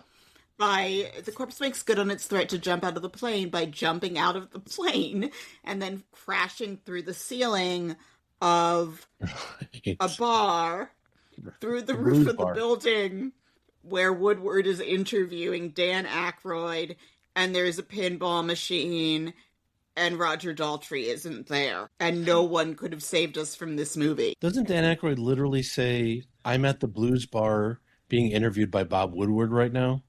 Did I imagine that? Like, isn't he on the phone like, I can't talk, I'm in the blues bar, I'm being interviewed by Bob Woodward about John Belushi. Oh, I hate this movie. It just keeps going. Like, I just kind of want to skip through like the last 30 minutes of this. I made a note here that I was like, we haven't seen Angel in a while, and that's okay. And then they play a ballad. Up. They play a ballad over a montage of the hearse being driven over dunes in what is supposed to be Martha's Vineyard or Nantucket. Like Right. everything else in this movie, it just looks like a bad version of what it's supposed to be. And then he has a scene with Yeah. the manager where the manager says, "You can't tell me not to love you." And like, I disagree. Like this version of John Belushi can very much tell me not to love him. I don't love him. I don't want to love him. I want him to hurry up and die already, except that this movie is happening from the afterlife and I'm still stuck watching it. So I Right. guess that death won't solve anything. No, it's Yeah. well, and And there's the Bergman parody where they play pinball, which I didn't realize it was a Bergman parody. I I had to didn't read that, I either didn't either. because it's Yeah. so terrible. and it makes no sense, and it doesn't work with anything else in the movie. No. And No. I feel like it was an interesting choice to show a consequential pinball game and then never show the game itself. I wanted to see what a pinball game based on the life of John Belushi would look like. Even within this movie where it's like lying to me, and I'm sure it would have been torture. Like it would have just been a bad set piece like every other set piece. The fact And that then you we- wanted an insert shot to make that scene longer is crazy. Yeah. But Oh, you're right. You're totally Yeah. right. But it's a real interesting choice, not unlike in Cats when they shoot all the dancing from the waist up, because obviously you don't want to see feet moving when you're watching a dance movie. Now we're Well- back in the Chateau Homewood Suites. More like the Um, Chateau Marmont. Yeah. The Motel 6 Marmot, but Yeah, like the again, you can't name a chain because it looks like the sixth degree off brand of any chain you name. Yes. The Chateau Motel. Yes. Ugh. Oh, it's so sad. And Belushi's dying from the speedball that was slowly, painstakingly injected into his arm for like 25 minutes. And Bob Woodward is standing over him. This must be what happens when you're going to hell. The last thing you see when you die is J.T. Walsh, is Bob Woodward Right. standing over you, judging you, saying, "You did this to yourself." Wait, doesn't he go to hell in this I movie? have no Yeah, I idea, but he does yell back at him, "I can't breathe. Breathe for me, Woodward." Like, I think it's implied he goes to hell. I didn't pick up on that. Bob Woodward's like yelling at him, like, "How dare you stick needles in your arm when you hate needles?" And like, I don't know if he actually said that or if I just made that up, but I was furious Yeah. that this movie ended with him standing over dying John Belushi saying, "You did this to yourself." I thought that was like, I was like, how in the world is that a good idea? Well, it's shitty reporting. You're supposed to try to be impartial. He's too busy being like, patio, chair, lamp. You're right. He's too busy naming furniture. I have no skin in this game in terms of like, John Belushi isn't my favorite. I've enjoyed his work. I'm not like a stan of his, but I found that so offensive to end with that. Just to end with like someone telling him how, like, basically like he deserved this. Also, can we talk about the fact that Kathy Smith allowed her name to be used in this? I wonder if like like the fact that she's in the public record. No. No, because we don't get a Lorne Michaels. Oh, good point. We don't ever. She also might not have had the resources to sue. Or she might have. They might have given her a little bit of money. And that, yeah, because she actually did time for this. She did time for it. She's since gone on to be the "I killed John Belushi" person. Like she does kind of very happily talk about it. That's weird. She might be a little not a great person. I reserve the right to change my mind, but that is not a good opening salvo for her character in terms of how I will look at her as a human. No, I mean, she also describes herself as a groupie. She might have a different moral center than you do. In terms of like names they couldn't use, there's also, he refers offhand to two other members of the SNL cast as they signed contracts at one point are referred to. And I don't know, was Gilda Radner, whose name he says dead by the time they made the movie? Yes. Yes. 89? So that's why he could say Gilda Radner. I don't think know. he said her full name, did he? I thought he just said He Chevy refers Gilda. Huh. Okay. Because they refer to like two other I don't want to watch this again to find out. Well, No, he no, was it's also fine. he also was writing that screenplay in the scene with Wynn Duffy with a guy who's supposed to be Tom Davis, but they changed Tom Davis's name. Tom Davis was the guy who's also really been through the addiction, openly been through the addiction. Like Al Franken talks about how he used to go to these 12-step meetings with Tom Davis, and that's how he came up with the Stuart Smalley character. Oh, Um, he really went through it with him, and so I think it's interesting that like even Tom Davis was like, I don't want my name anywhere near this movie. Freud had to do was say no, and they would have only had the names Judith Belushi and Bob Woodward, Uh, and they would have had to pull the plug. Just if one more person to say no on putting their Just they name on pulled it. the plug on this because it's I would love to know So how they bad. got to recreate an Animal House scene yeah. because because that seemed, and they named the movie, so like I guess someone at a studio gave them the permission to do that. I found out in researching this that Soul Man was co-written by Isaac Hayes. The movie or the The song? song, Oh the shit! song, and I did say that the song Soul Man's use in this movie is the second worst thing that happened to it in the 80s. But it wasn't any better than the Blues Brothers version. Speaking of things that went through the ringer, Well, how about the fact that Billy Preston plays himself? oh, I didn't even clock that. I think this is the now I have to look it up. I want to be 100% sure.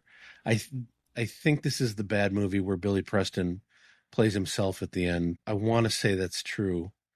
Right? Because someone was singing a song at the look. This is how bad this movie was that I genuinely can't tell you if that scene was in this movie or in another movie.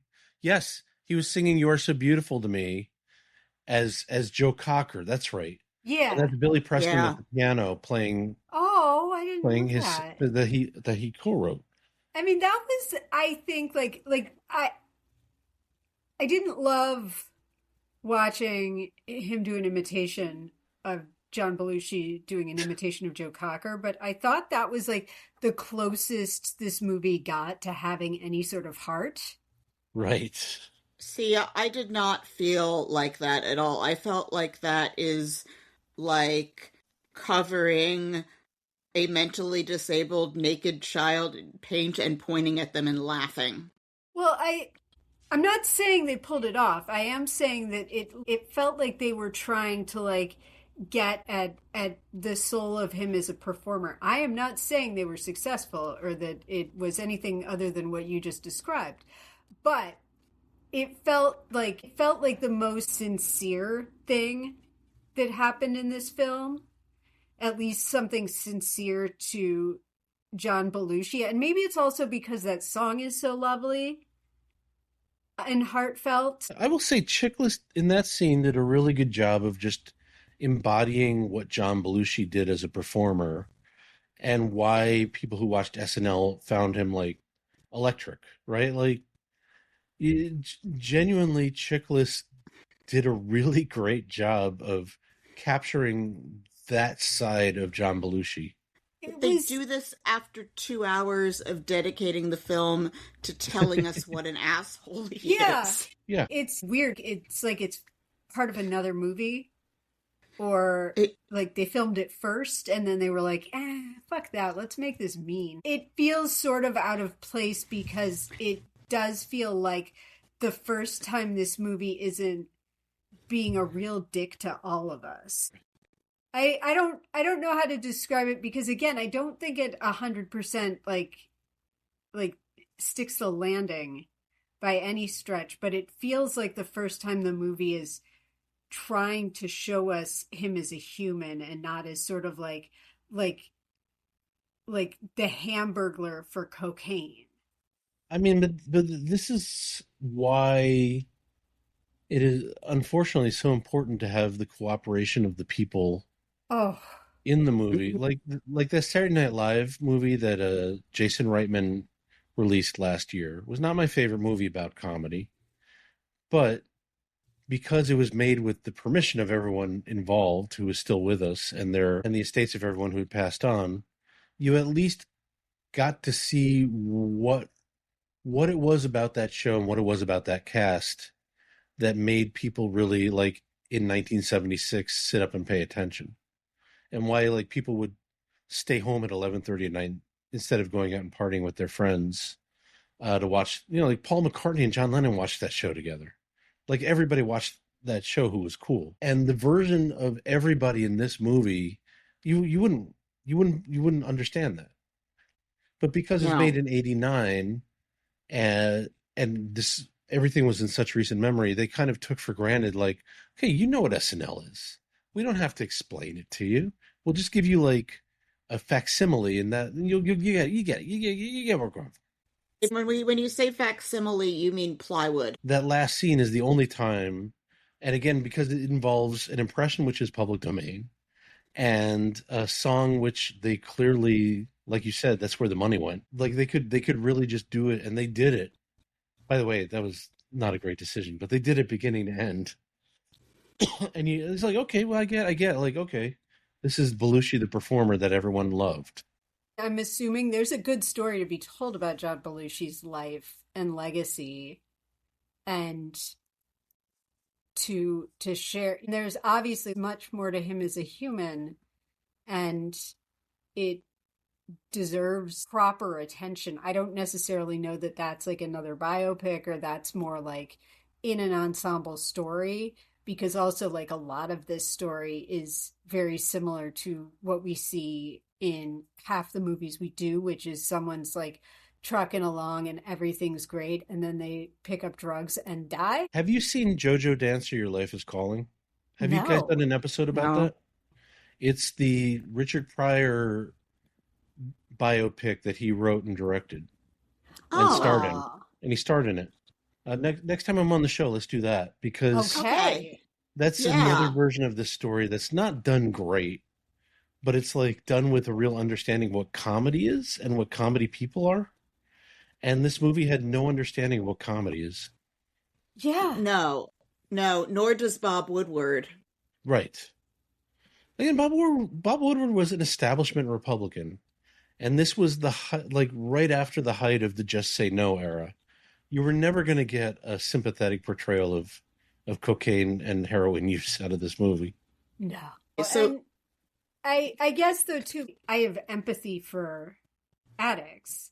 And I think a lot of people do. And I think that one of the things that biopics do, like, even though we see some of the same narrative arcs, like, I think that it's really important for people to see the universal nature of addiction. And I felt like this movie was like shaming him as an addict, and also by extent like shaming like being addicted and struggling with that stuff, and acting as if like why don't you just stop? It's just like such an uncompassionate look at being an addict, and also the people around an addict who are trying to help them or are enabling them or are struggling themselves. And yeah, I just hated this. I hated it. It is so bad. And, like, Sarah, I think the three worst movies we've seen were The Conqueror, Tennessee Johnson, and Parnell. Mm-hmm. How does this rank up with those? Oh, it's worse. I mean, Parnell is... those are all awful movies, but, like, all of them had a narrative flow that could make, like, that I could make sense of. And at least in Parnell, it had, like, pretty costumes. Like, this movie is kind of like a next level in bad, because also narratively it made no sense. And structurally it made no sense. Like, all of those movies follow a traditional story arc of a script. Well, And this movie is like the turducken that ate Hollywood. I don't know what I just watched. But, like, even, like, the worst movies I've seen, like, thinking about, like, The Room or Manos, The Hand of Fate, or, like, anything, like, anything, like, classically bad, like, they follow general story beats. Right. So does Like there's rules that they follow. This movie doesn't follow any of those rules. Yeah, This is I mean, chaos. I took a screenplay structure class, which was one of the most interesting classes I've ever taken. And you learn about like what makes a traditionally good screenplay work. Screenplays have universal things like 3 acts, but within those 3 acts, you have X number of sequences, and there's rising action, and it's like, like you think like, oh, these rules are so dumb, and like, why do you have to obey them? And we just kind of like deconstructed North by Northwest and Finding Nemo and like all these different kind of movies, and just saw how like all these really great movies kind of like follow these rules, right? And so like one of the things that I was saying 3 hours ago about Earl Mac Roush was the dude makes movies that do not follow these rules, right? And it's like one of the reasons why like Bonzru Buckeye is so special is because it just follows no rules of narrative structure, right? And it's like this movie follows no rules. It wants to jump around like a Vonnegut novel, like go back in time and forward in time and have the character die and then revisit his life, and then he's interacting with people but he's not, and like he can't get new clothes but he can get a cheeseburger. Like it just like kind of wants to like play with time and reality, but it does it very incompetently. Comparing this to a Vonnegut novel, like, yes, that is a good comparison. And it's like, there's a reason that Vonnegut novels don't make good movies. Right. Or I'll say Slaughterhouse-Five was a great movie, but it was because George Roy Hill is a genius, and he knew how to Yes. he knew how to take liberties in the right ways, right? I just realized I have nothing else to say about Wired. Yeah, Such a terrible I movie. don't either. I don't think we had anything more to say about it 3 hours ago. It's I would awful. love to talk to you about Slaughterhouse-Five and why it works and why it doesn't, but it's I like, would too. But it's also not a biopic. Sarah, do we no. have any Sorry. awards talk this week? Of course we don't. Of course we don't. And my one note under this was hardy har, har har, har har. My favorite line of dialogue in this movie was, I'll get you, Woodward, if it's the last thing I ever do. Sarah, can you please give our listeners a refresher about how we score movies? Sure. We rate movies on a 1 to 10 scale across 10 areas that we find to be subjectively and or objectively important to most films, but specially tailored to issues particular to biopics. If you want more details on how we score movies, please scroll down our webpage at biopicapodcaststory.podbean.com. You'll also find a record of our scores for past episodes there. And with that out of the way, let's score this thing. I wanted to say this movie was worse than what I have previously called the worst biopic I've ever seen, which is Walt Before Mickey. And I have been saving Walt Before Mickey because my fantasy that I want to manifest for this show is that we will do an episode with at least one guest who is a host of How Did This Get Made to talk about Walt Before Mickey. But this was worse than Walt Before Mickey. That movie is so bad, and this was worse. So, my scores for Wired were... Drum roll, please. So for outward appearances, makeup, and hair, I gave it a 3. I was being too nice. For acting and casting, I gave it 0.5 for the woman who plays Patty D'Arbanville. And actually, Chickless does kind of get Belushi's movements down in the first scene, but I'm just mad. For passage of time, I gave it a 2. I don't know why I'm being this nice. For costuming, I gave it a 3. For quality of the script, I gave it a 0. For accuracy, I gave it a 3. It is still more accurate than The Conqueror. For storytelling, I gave it a 0. For production value, I gave it a 2.5. Why am I so nice? I don't know. So my total average came to 1.4, but we have watched movies that this was worse than that got a 1.45. So with my average at 1.4, I'm using the by, which brings our final score to 0.4, and I feel like this should be like a .215 or something. It was bad. And that .215 is for Darbenville, who is still just getting by slightly better than the rest of them are just getting by. This movie is so like if I'm breaking and laughing too much during this episode, it's this movie just makes me laugh with despair at every minute I have to endure it. And I didn't have to do it. I didn't have to do any of this. I did it to myself, just like Bob Woodward yelled at John Belushi on his deathbed. Yeah. Who? Should I go? Yeah, you can go. Okay. Outward appearances, 2. Acting and casting, 2. That's for Chickless and Patty Darbenville. Passage of time, 0. You know, I'm furious that I had no idea where we were, when we were, what was going on. Costuming, 1. I was really pissed off at the costuming because, like, it's so lazy. But they did get some of the SNL stuff kind of right. Quality of the script, 1. Accuracy, 2. Storytelling, now here's where I went high, because I would say that if this succeeded, I would give it a 10. In storytelling, Rena's so pissed off that I'm going to ruin the... But I didn't. So I split the baby between 10 for creativity, 0 for execution, and gave it a 5. Production value, 1. Direction, it was original. I will give it that. Okay. That was actually a lower score than you actually gave it a lower score for production value than I did. Like, I think I was way too nice about wardrobe and production value. I just have a rule about not changing the scores once we give them. Yes. Production and direction decision making, 1. Do we care? 1. No. I don't care about any of these people in this movie, and it's upsetting because I do care about the real John Belushi. And my score came out to average of 1.6. Did I mention that I gave it a 0 for Do We Care? I feel like I left that out because I was so eager to get done thinking about this movie, but I did give it a 0 for Do We Care. That's okay. Okay, so you're at 1.6. Yeah.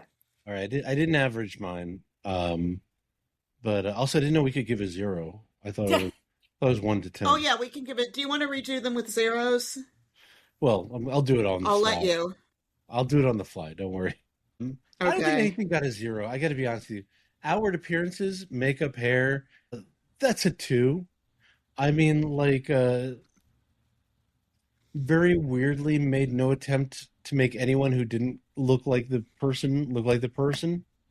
Acting, casting, this is where, if we're going to split scores, I would give the Chickless casting a 10, because I'll tell you what, like, the guy, his voice was kind of in and out, but he really nailed the physicality of John Belushi. The scene where, Aykroyd and Judy Belushi are at 2 a.m, they can't sleep, so they're at the dining table, and John Belushi walks in his undershirt. Looked like John Belushi. The guy gained weight to have the same belly as John Belushi. The rest of the casting, I give that a 0. So if you divide 10 by 0, that's 0. Okay, so when you average it out, it's you're really 10, good at math, Liam. No, 10 plus 0 is 10. I give it a 5 then. No, I like the idea that 10 divided by 0 is 0. Well, it is, but isn't it? 10 multiplied by 0 is 0. Nice. So am I putting you down for 0 for acting? Because No, give it a 5, because Alex Rocco did what you hire Alex Rocco to do. Jerry Burns did what you hire Jerry Burns to do. JT Walsh, it's not his fault that he was given a character that's impossible to make sympathetic. So I would give overall, I give the casting like a 5 or a 7, but Passage of Time, that is a 1. That was very confusing. And I was watching a better like version of this movie than you guys were physically. And I'll tell you, it was still like impossible to tell where you were in the story at any time. Costuming, I was really torn on costuming, and I'll tell you why. Because everything you said about like hip rich people and the way they dressed in '76, this was like the cheap version of that. But also, then they nailed like the King Bee costume, and they nailed like uh, the Blues Brothers costume. In fact, when Aykroyd was dressed up as Jake Blues, that's the only time that he looked like Dan Aykroyd to me. And the Conehead, they did it well. It's just they did it in a crazy fucking sketch that would never work in real life. Like the fuck. So I gave costuming a 6. Quality of the script, that was a 1. Accuracy, that might as well be an infinity. I have no way of telling, but I give that a 1 also. Storytelling, look, it was definitely an original way to tell the story. Like I don't even think Wired was structured the way that this movie was. But overall storytelling was a 3. Production value was a 3, and I only give it that high because they had Billy Preston playing "You Are So Beautiful to Me" at the end of the movie. That really is where the money went. Production, direction, decision making, that was a 2. Because they made by your criteria, did they make interesting choices? They made some very interesting choices. They were just all bad. The right people were not hired. This was a 2. Do we care? I got to give that a 2 also. Because again, there were individual moments that were compelling and individual moments where you're like, oh, well, this is why people were interested in Belushi, but it was mostly a recreation of the things that made Belushi famous. And they were not like the parts of his life that we're not familiar with, that the biopic kind of is supposed to like live or die on. Okay, so I stopped writing the numbers down to average them because we have a problem here, like which is that our scoring system is usually gives an okay sense of it's usually very good for like pointing out when a film is mediocre or why 7 is better than 5, and most of the time people give things 7s when they mean 5 because they're being nice. But you've just like created a whole case about things where our scoring system doesn't is highly flawed because this movie sucks. It's torture. No one should watch it. It's worse by at least a point than the worst things we've ever seen. So I think we should just say that I think we should just give this movie a 0.215, like I said, leaving room for something worse to come along, and leave it at that and move along into second opinion. Can I just make a case for this is maybe out of the box thinking? Call it pi. 3.14 I think is very comfortable leaving it at pi But and letting that trail into infinity. The problem is that we've had movies that were really terrible that this would beat, that this was worse than. I'm glad I saw this movie. Here's the thing. Huh. I've seen terrible movies where I'm like, fuck, I'll never get the 2 hours of my life. I watched Norbit, right? I Oh regret watching God. Norbit. This movie was bad in a way that most movies are not bad. I was genuinely like, kind of like, wow, I'm glad I sat through this one time. I'll never Well, do it again. I would never do it again. Like this, like The Conqueror was outsider art. Not doing it again. Tennessee Johnson makes you furious at America. We watched Ed Wood, right? We talked about it. Plan 9 Yeah, from Outer Space is outsider art. And in the same way that Wired is outsider art, but made by Hollywood insiders. It's nuts.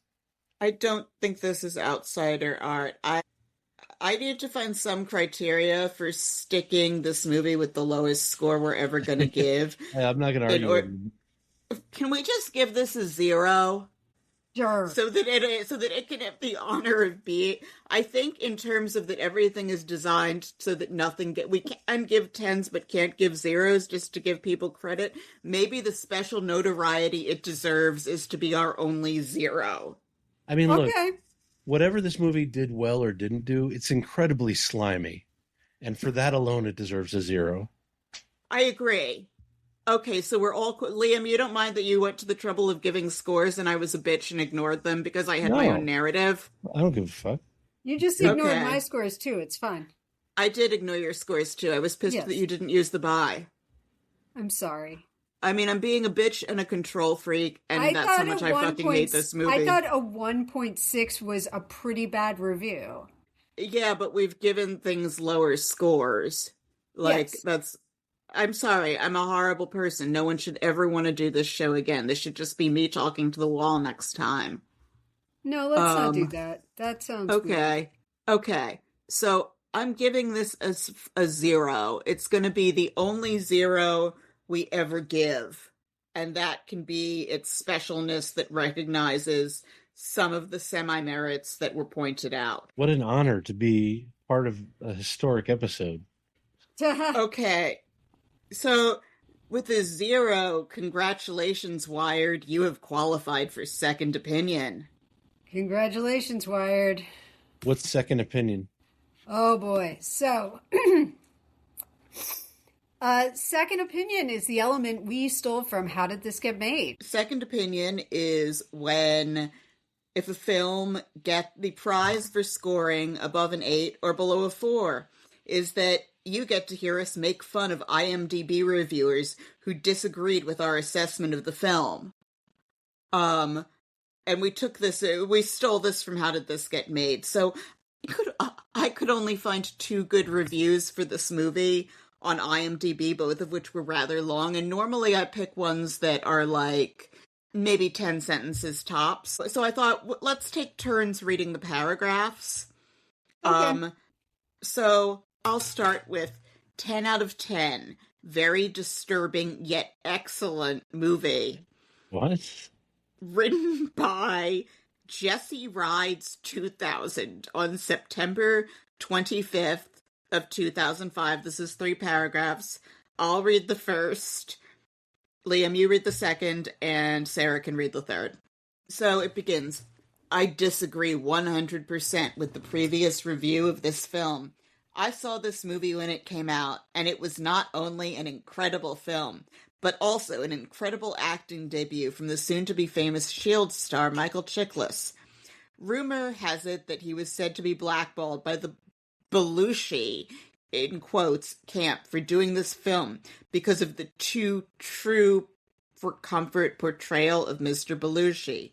I don't know if there is any truth to that, but it wouldn't surprise me at all if it were true. Sure, and it wouldn't surprise me if the moon were made of green cheese. That's my... Liam, your turn. Okay, I see. I'm sorry. Calling this an anti-drug propaganda movie like it's a bad thing is absurd. I would define it as a true-to-the-life view of the rise and fall of a entertainment icon due to addiction. Not that unbelievable of a storyline now, is it? Well, no, it's a true story. I mean, it's public record. If you like good movies that deal with real subjects, you will like this film. If you are a diehard John Belushi fan who can't face a glimpse of a highly probable truth about the man, go ahead and watch Animal House instead. Well, he's wrong. Or she. Or she. We don't know. I think this movie best exists as a movie you can't see, but you hear about how terrible it is. Yeah. Yeah, because it's quite awful. It's dreadful. And so bad. Unenjoyable. But I'll tell you what, if any of your listeners want to watch this movie for themselves, they can email me at liam@heyitsliam.com and I will rip the bootleg I bought. Because I paid $20 to get it, and that is too much. What? We paid $18 for a copy of Tennessee Johnson because we'd rather not let Russians get in our computers. Yes. I don't even know what Tennessee Johnson is, but it's a movie about Andrew Johnson that makes him look like a hero. I think we were talking about this the last time I was on your show. No, you were on right before we did that movie. Okay. We might have been talking about how we were about to do it. Okay. It's quite bad.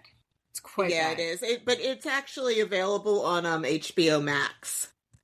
We paid 18. Yeah, we paid $18 for it and then they put it on HBO Max. This happens all the time, that we talk about a movie that we have to go to all kinds of lengths to see a copy of, and then it shows up on streaming. It's because we're talking about it. I've got an all-region Blu-ray player, and I spent a lot of money to get this obscure Czechoslovakian comedy that I'd heard a lot about. Mm-hmm. And I got it, and then the next week it was on the Criterion Channel. Of course it was. What movie was it?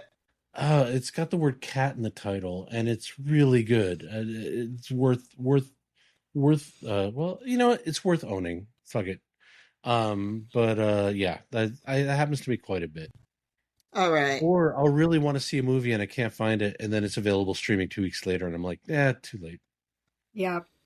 So, other stuff that you should watch instead. Watch the Coffin Flops sketch from I Think You Should Leave. The first 5 seasons of SNL, Animal House, The Blues Brothers, but honestly, like, even The Doors, even The Conqueror are more watchable. And Sarah, I think, I remember back in the Tennessee Johnson episode, when we got to this part of that episode, you mentioned that there is a dark web out there with snuff porn on it that people might want to consider watching.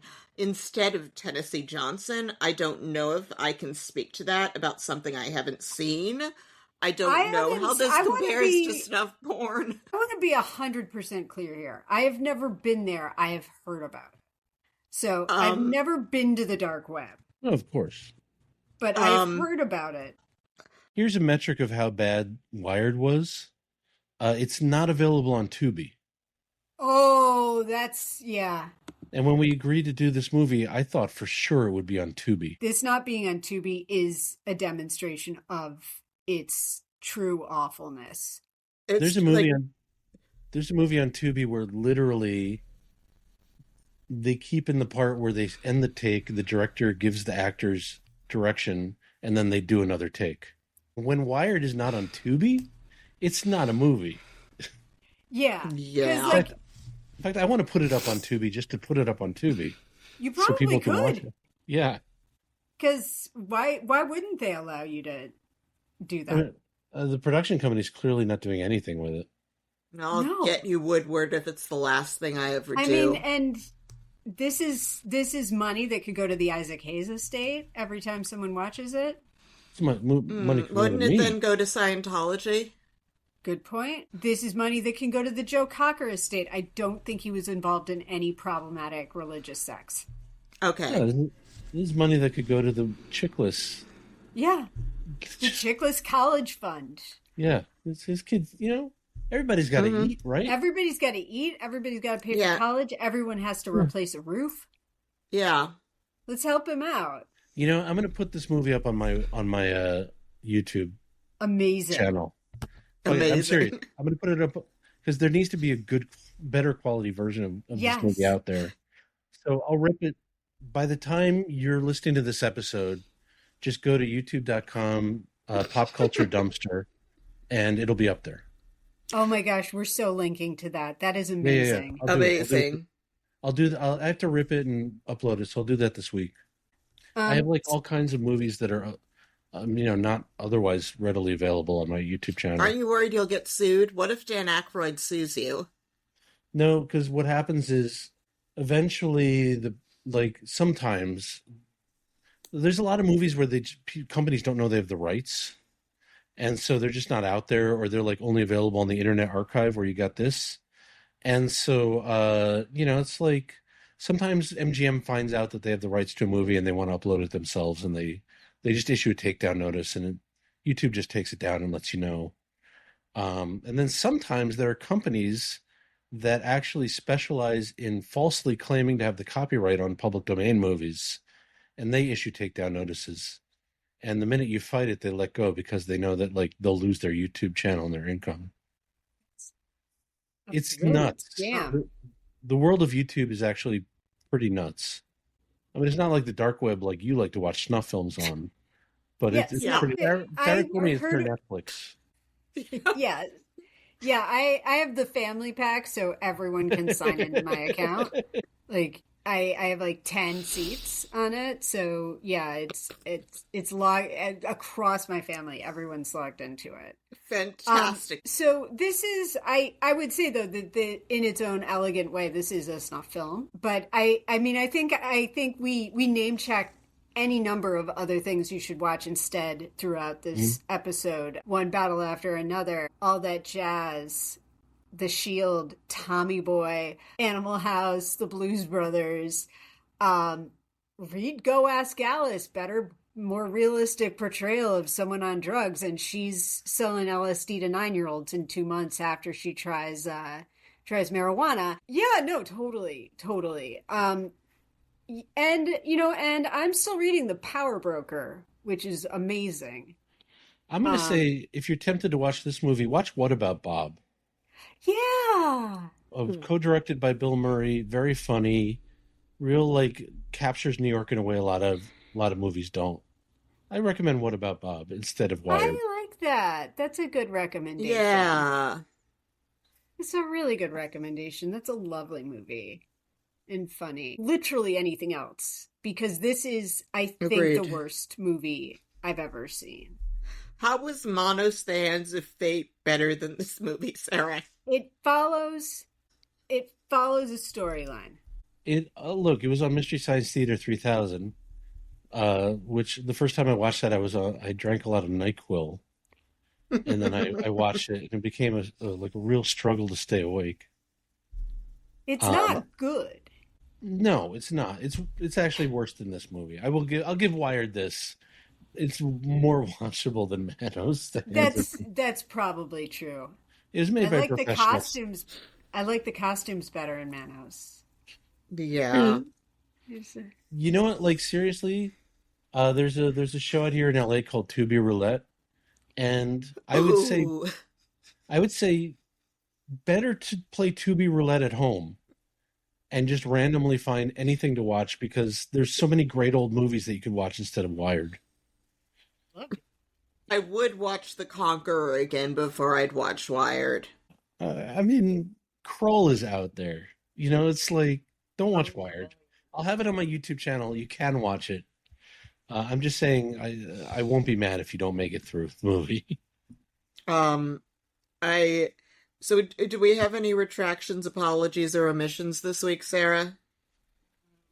No. Fantastic. Okay. Liam, thank you so much for doing the show with us. We're sorry this went so long. We're sorry we watched this movie. We're sorry you watched this movie for us. We're not sorry we got to talk to you again. No regrets. Thank you so much. I was serious. Let's do it again and watch JoJo Dancer, Your Life is Calling. Which Sounds good. Yeah. I think you'll have it's not a great movie, but you'll have a better time. It's in the Criterion collection, so it can't be bad. But yeah. It'll at least have its quirky little pluses, like everything there, even the weird stuff. It's a Romana Clef, so it might not fit strictly within the bounds of your podcast. So think about it. I mean, we just broke some rules so we could give this the 0 it deserved. So have a great night. Yes. All right. Good night. Good night. Okay, Sarah. I will sign us out. All right. Can you please take us out? Sure. A couple of notes here. Our podcast baby has matured into a toddler, and we have launched a Patreon, simply an effort to defray some of the costs associated with bringing our show to you. Platform hosting costs, recording, equipment, and research, and occasionally we have to order a book off the internet. We also sometimes have to pay for movie rentals, and sometimes we may want to see a movie in theaters, or we have to pay for transit to see each other and record in the same place at the same time. We are offering shout-outs and access to our awful first 3 episodes to anyone who chips in for us. And with that, we'd love to thank Brandon and Gates for signing up. Thank you, Brandon and Gates. Thank you. And if you like the show, please leave us a 5-star rating and subscribe to us on iTunes, Spotify, or wherever you get your podcasts. And tell a friend, or better yet, plural friends, and share us on social media. We hear it helps. You can follow us on Threads, Blue Sky, and Instagram, where we have visual aids from our episodes. Our Instagram handle is @Biopic a Podcast Story, so do check us out there. and we'll link to that in our show notes as well. Please also check out our webpage at Biopic, a podcast story.podbean.com to see the official episode ratings for all of the movies that we've done so far. Our theme music is by Ben Patch. The intro is his song Slater Cannonball, and the outro is Spring Breakers, and you can check him out on Spotify. Tune in next time when we'll be talking about, well, life has gotten a little hectic. You may notice that our episodes are coming out less frequently and not quite on a schedule, and it's because I landed my dream job and Sarah wrote a book. Thank you for discovering us or for sticking with us, and we love you all, and good night to the earnest and the cynical. Good night, and good night, Rena. Good night, Sarah, and thank you again to our wonderful guest, Liam. Yes, thank you, Liam, so much. And all of his info will be in our show notes, and check him out in all the places. Good night, Sarah. Good night. Good night.